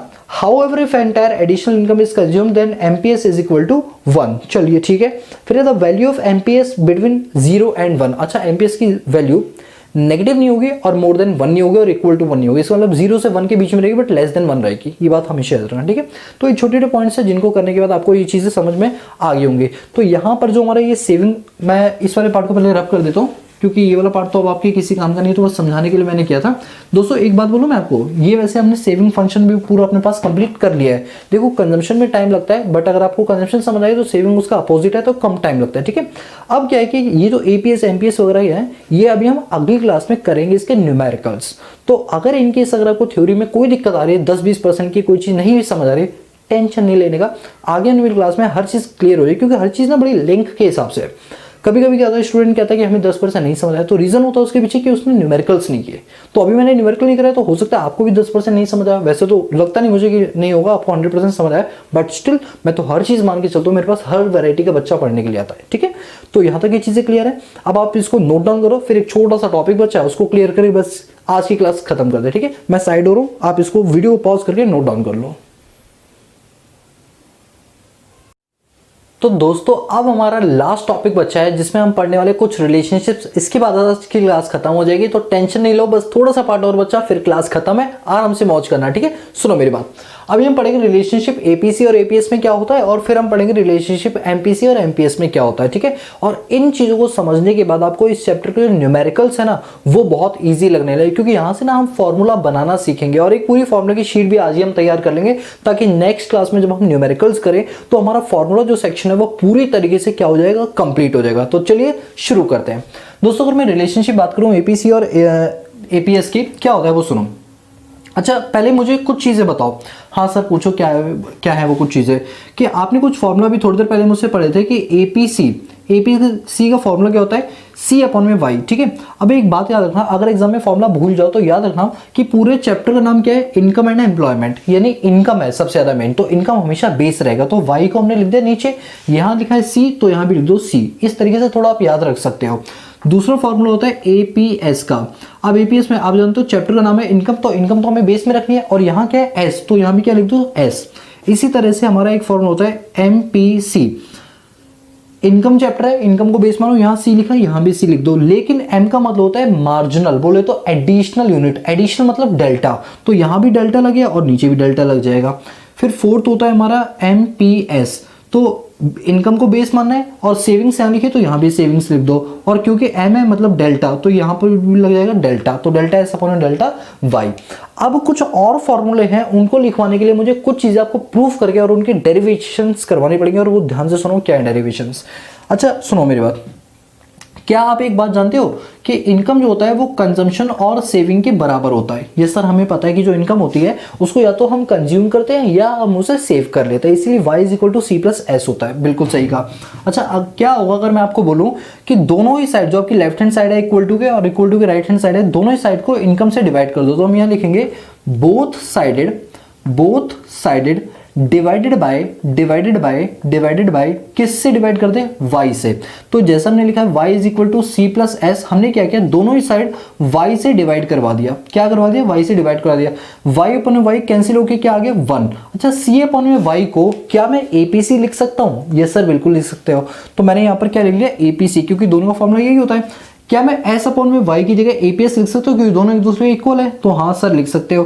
तो यहाँ से एक नया फॉर्मूला जनरेट होता है कि APC और APS का सम क्या है 1 के बराबर होता है। यानी अगर मान लो कभी भी आपको क्वेश्चन में APC ऐसे दे रखा है 0.7 और आपसे पूछा गया APS निकालो, तो जरूरी नहीं कि आप APS के लिए s अपॉन में y वाला फॉर्मूला लगाओ। आप क्या कर सकते हो, दोनों का सम 1 के बराबर होता है, तो ये कितना हो जाएगा 0.3, तभी तो दोनों का सम किसके बराबर आएगा 1 के बराबर आएगा।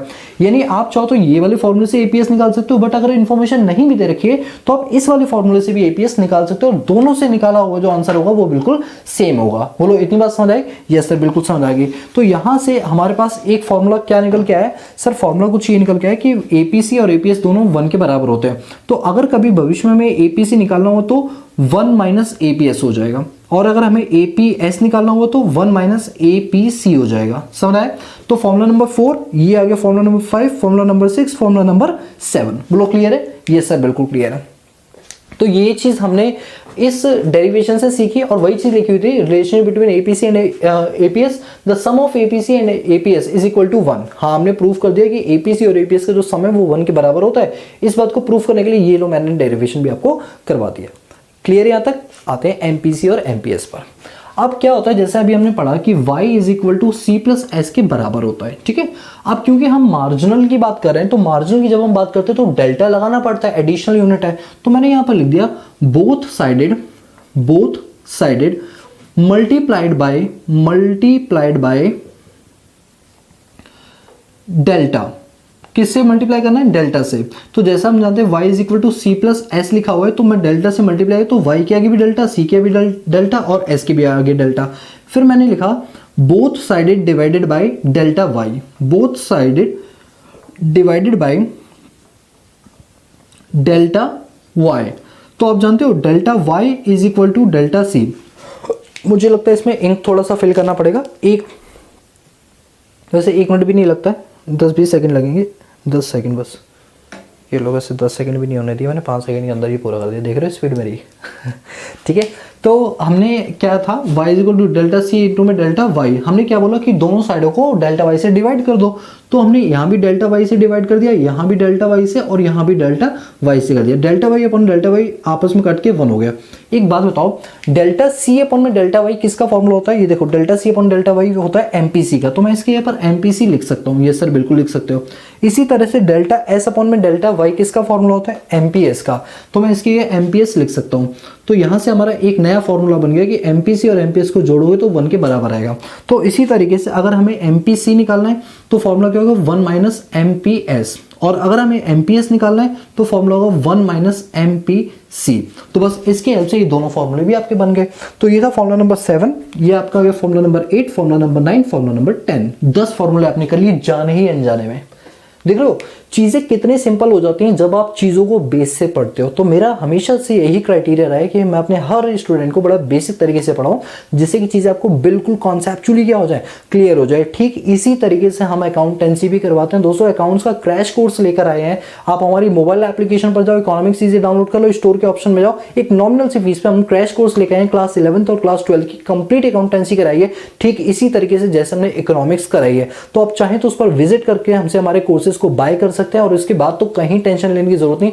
आपके एग्जाम वैसे भी अब मई में होने वाले हैं, तो अब जब मई में होंगे तो आपके पास अकाउंट्स के लिए अच्छा खासा टाइम है। तो चाहे तो क्रैश कोर्स की भी जरूरत नहीं, आप तो पूरा डिटेल में पढ़ो। वैसे तो मैंने पूरा डिटेल में पढ़ाया, आप तो जानते हो मेरे पढ़ाने का तरीका।